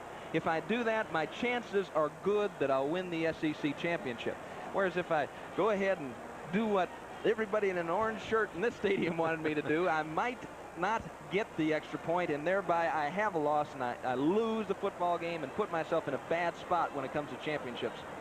Well, Tennessee gets a 20-20 tie here. From Tennessee's point of view, they'll probably think of it as a victory of sorts. Auburn, I'm sure, will look at it as a loss because they were favored to win. Our Holiday Inn players of the game now. First of all, for the Auburn Tigers, Kurt Crane, who had himself an exceptional day, a very steady, solid day with 11 tackles, 3 assists. But you could really give it to the entire Auburn defense, about 20 players who contributed today, and a wonderful job by the Auburn defense despite the 20-20 tie. And for the University of Tennessee, our player of the game, Reggie Cobb. Reggie Cobb had only 67 yards. He fell down a couple of times. He did not perform as you might expect in a brilliant breakaway back to perform many times. But when Tennessee needed it, Cobb gave it to him. 2 touchdowns, and he is the Holiday Inn's player of the game, and Cobb has scored 5 of Tennessee's last 7 touchdowns in the last 2 games. Holiday Inns will contribute $1,000 to the general scholarship fund of each institution, recognizing this honor. Now the Alka-Seltzer Plus final stats, and nothing counts on this statistical board up here except the 20-20 tie, and as you see, the stats in this case really reflect this ball game. Very even right across the board. And the final score of the football game from Neyland Stadium in Knoxville, Tennessee, on the banks of the Tennessee River. What a ball game. Auburn 20, Tennessee 20. Our next television game will come up next week at 12:30 Eastern Time right here from the University of Tennessee when the Pac-10 California Golden Bears come to town, 12:30 Eastern Time. Superstation viewers, we hope you'll also be sure to catch pregame coverage with College Football Grandstand that will begin at 12:15 Eastern Standard Time. Today's SEC football game has been brought to you by Delta Airlines, serving more than 150 cities worldwide. Delta gets you there with care. And by Valvoline High Performance Motor Oil. Valvoline, because motor oil is not just motor oil. And by Holiday Inns. If you're a winner, we're on your way.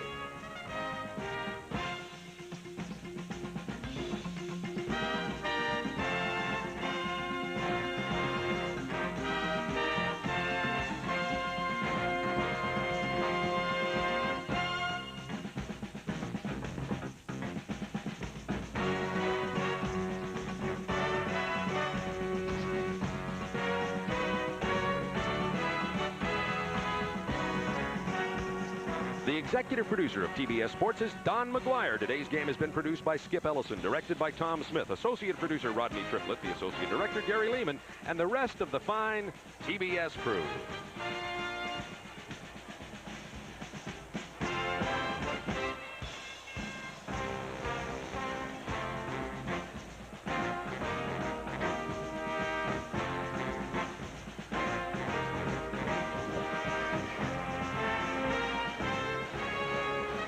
For my partner, Tim Foley, this is Bob Neal saying so long from Knoxville. You've been watching SEC football on the Turner Broadcasting System.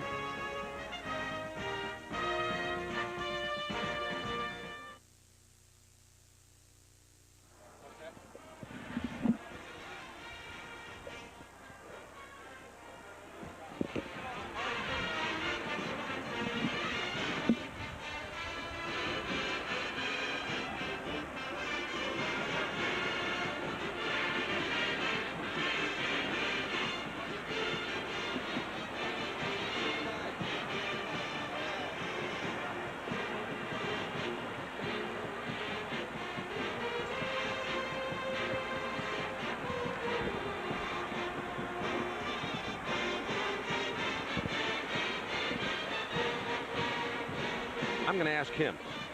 Yeah. Okay, I'm going to ask him what was going on with Auburn on the final play of the game. See if he knows. He'll have a thought about it anyway.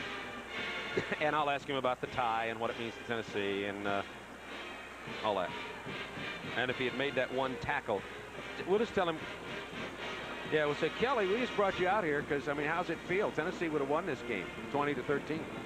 I mean, how's it feel? Where is he? Is he coming out?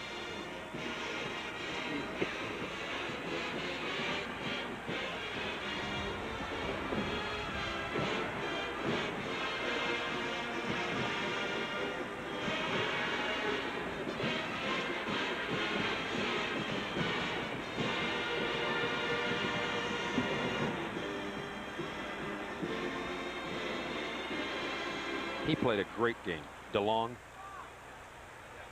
He may have been player of the game.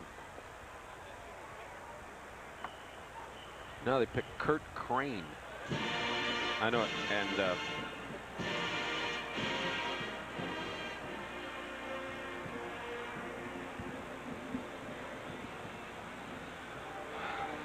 I ought to pack up while I'm doing this.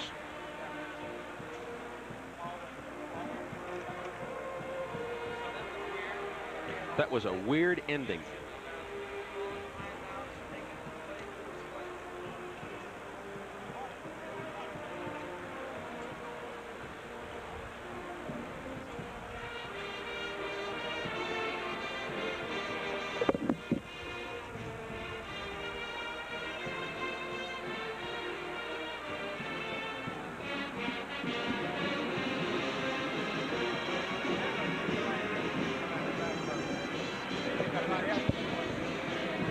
I think.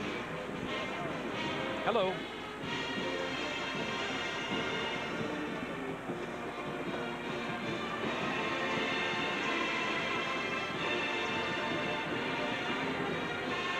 What's that? Yeah.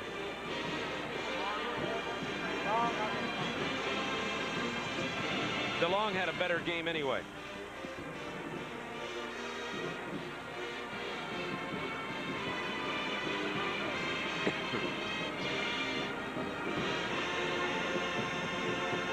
All right, bye.